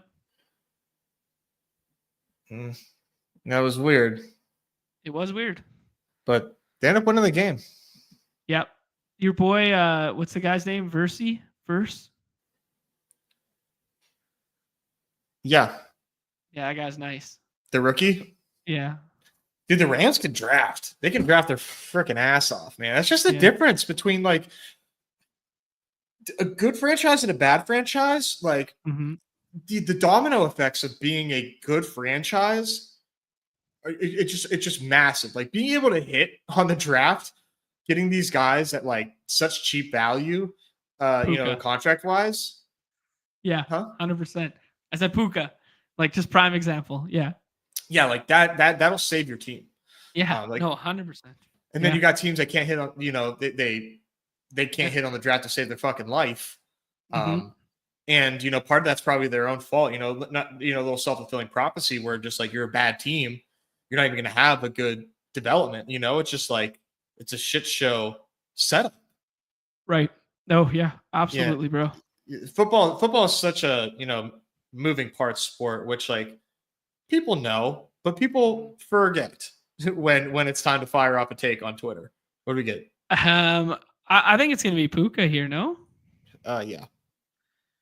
Yeah, it kind of feels good. I mean, you could do the Tyreek plus Achan, but we alluded to the fact that some minor concern about his wrist there. George Kittle is a guy that I'm just instantly like, oh, I'm going to be so underweight him this week, just relative to like the tight end landscape that we were looking at. He might get a discount too because he's now he missed practice today. Okay. We got a really good primetime Palooza too. They should just make that massive. I think it's already up, but I don't actually know. I was going to hit on, yeah. What do you like next, Nez? Is this where you would do the naked Josh Allen thing? No, I would probably go Jonathan Taylor, to be honest, man.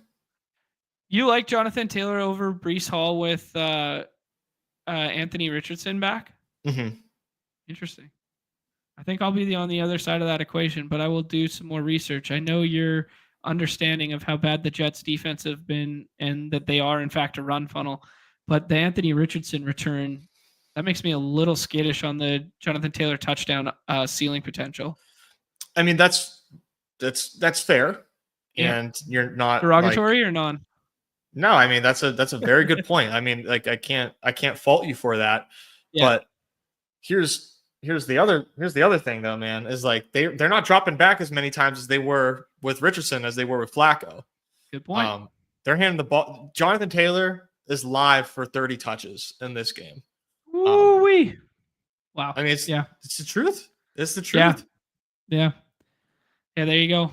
Here's a man who's punched his ticket, and I have not punched my ticket to the dog bowl. Taylor Cooks with A-Rich. There you go. Yeah, but I can understand the point and maybe opting for Brees, but like you're starting to see the Brees fall here, and we've got some badgeless folks in here, but yeah. People are sort of adjusting to like the new norm for Brees Hall, but I think it's a great spot for Brees Hall too. Don't get me wrong. There's just it's such a deep slate for running backs. Mm-hmm. I can't. It's like it's so hard to make a wrong decision at running back. Right? Yeah. It's really, really hard. Yeah, there's some big time volume guys, as you were alluding to, that are just available every single draft. Nez, to answer your question, yeah, we got a primetime Palooza up right now, 10K to first, 11.3K entries. So I guess that's your standard size primetime Palooza. They need some sides up. That's gonna fill. This is such a sick primetime Palooza. They need to get some sides up for sure. If they're not, I haven't checked. Ooh, Brees still on the board. Holy shit.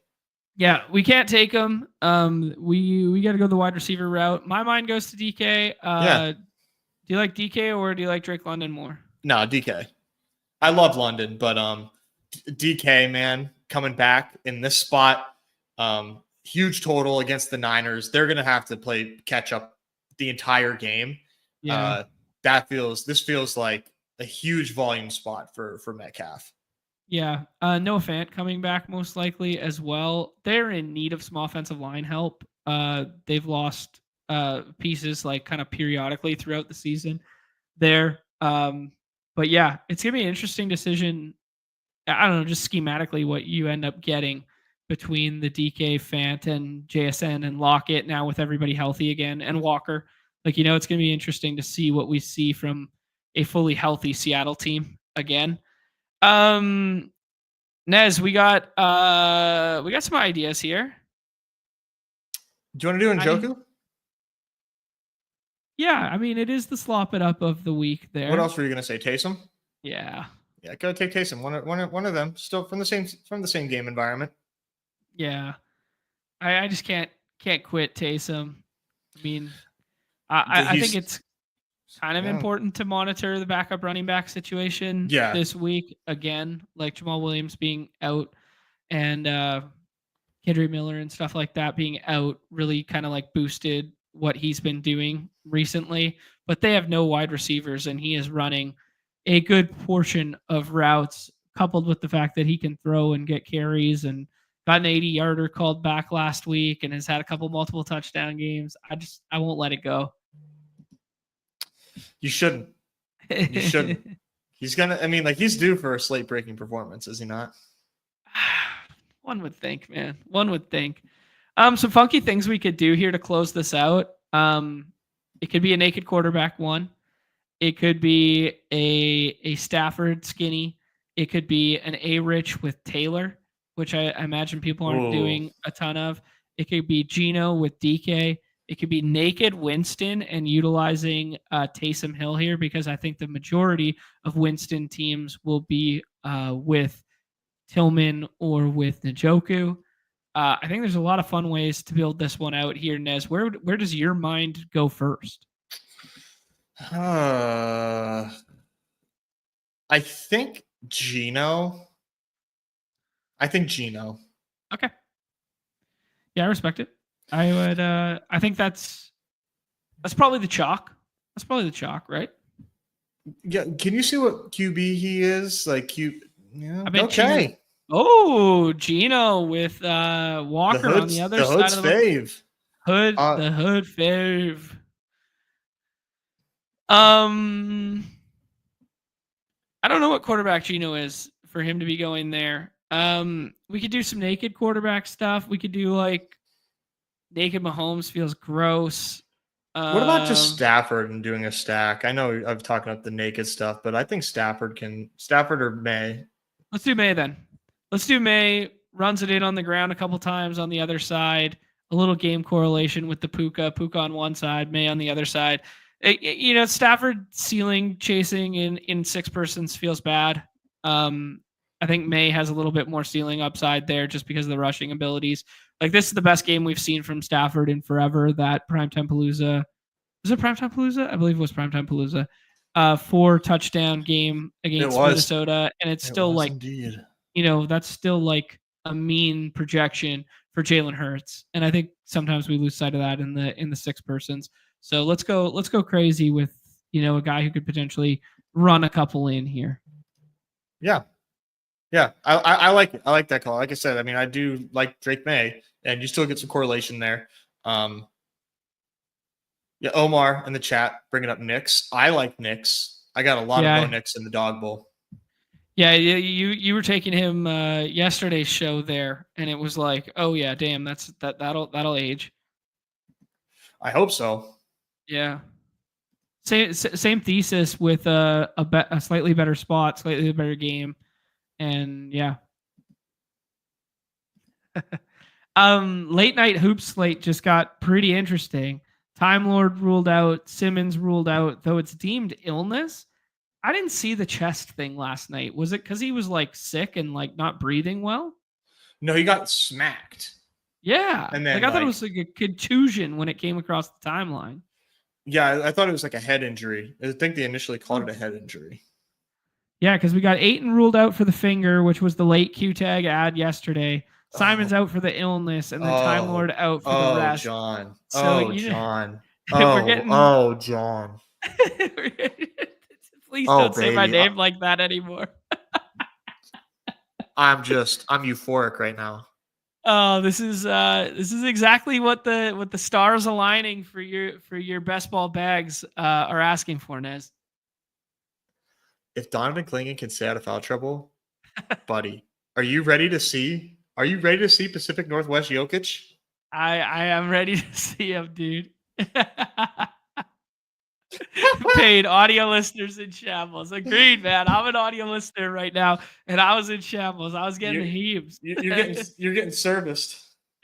You are. This is the AMSR A whatever. Wow, man. Wow. Man. Yeah, you're gonna get yourself probably some Clingan starting again tonight, and then some Banton run off the bench, and yeah, it's gonna be a fun late slate there. The layup line is already up for that one. Non-zero chance I play the majority of my volume in that one today.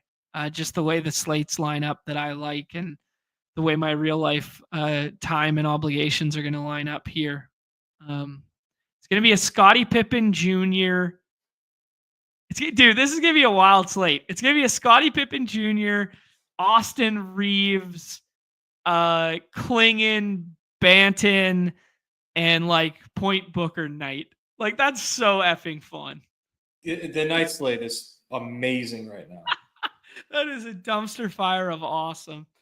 Oh, man. Okay, Nez, let's tie a bow on it there. We just did one of these drafts, but we will do more football drafts tomorrow because there is no NBA slate. So we will do dog bowl drafts behind the paywall. We will do the full deep dive on the Primetime Palooza and rip some of those. I imagine there's going to be some good side contests, just the fact that there's no basketball tomorrow. So I think we're going to wind up having some of those fullback dives for the Primetime Palooza, maybe $100 to bomb Palooza. Be a lot of fun there. Get your Miss Good Boys in the chat, hanging out in the back here. Big congrats to everybody who had some big wins last night yet again. Evan, Jake, Nez. Yeah, just some good stuff last night there. Any parting words for the people there, Nez? No, I will see you in the various lobbies. Man, Donovan Clingan night, guys. Book it? Just so you know. Don't say we didn't warn you. Look at this fucking guy, man. This guy straight chilling. That's a good boy. That is a mystical boy. I got mine right over here. You can't see him. He's slightly out of frame. Best Ball Viper State programming note. Tyson scheduled to enter the ring for 10 p.m. When's the Tyson Paul fight? I guess. Is it tonight then? I just assumed all fights were on the weekends. No, that's for No Strip Nez, so that's a Friday night. Oh, got it. No strip. That's Nez. actually That's TBD because my wife is NFL. coming back Friday, so I need to make sure that Oh, she's like away right now. That's why you're doing so well. I Positive correlation, completely clear thoughts, clear mind, drafting your teams in solitude. I told her I'm going hard right now, and she's like, "You're always on the app." I'm like, "You haven't seen anything like this." That's so good. You got more time to draft. No wonder you're hand building all of a sudden. Yeah. This time permits, man. I mean, see what would Oh happen if you would man. leave more often. Kidding. Yeah. Omar saying that Dante is going to cook tonight because Conley's going to be out on the back-to-back as well. That's interesting. Damn, Okay, yeah. dude. No strip Nez TBD, but we will be here tomorrow. Normal time slot behind the paywall. Guys, give us a favor, like, subscribe, notification. You guys clearly having a decent time because we still got 250 of us hanging out 2.5 hours in here. So much love, much respect. Thank you guys for doing so. We'd love to keep coming back and doing so. And the only way we can do that is with a couple of those thumbs up and maybe a comment or two in the chat there. Yeah, any last words, Nez? No, best of luck tonight. All right. Best of luck to everybody. Playing in the hoop slate, drafting your BRs, drafting your dog bulls. Only 3 more weeks to punch a ticket to Dallas. Come hang out with us. 2 more 2 weeks. more. 11, 12, 13? There's no dog bowl week 13. Oh, because only 36 entries. Mhm. Oh my god.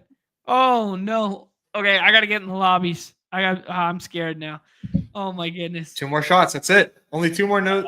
I mean, there'll be more. There'll be more no strip streams, but 2 more dog bowl no strip streams. It's sad. It's sad. God. Oh, I literally just felt like a cold like rush over me. Yeah. Oh no. Get in there, man. Get in there. Okay. All right. This is probably going to be my heaviest dog bowl week of drafting yet. Ooh, hold me to it. All right. All right. On behalf of Nez, I am Jon, and this is everybody's favorite time of the show, The End. See you tomorrow. Good luck tonight. Peace.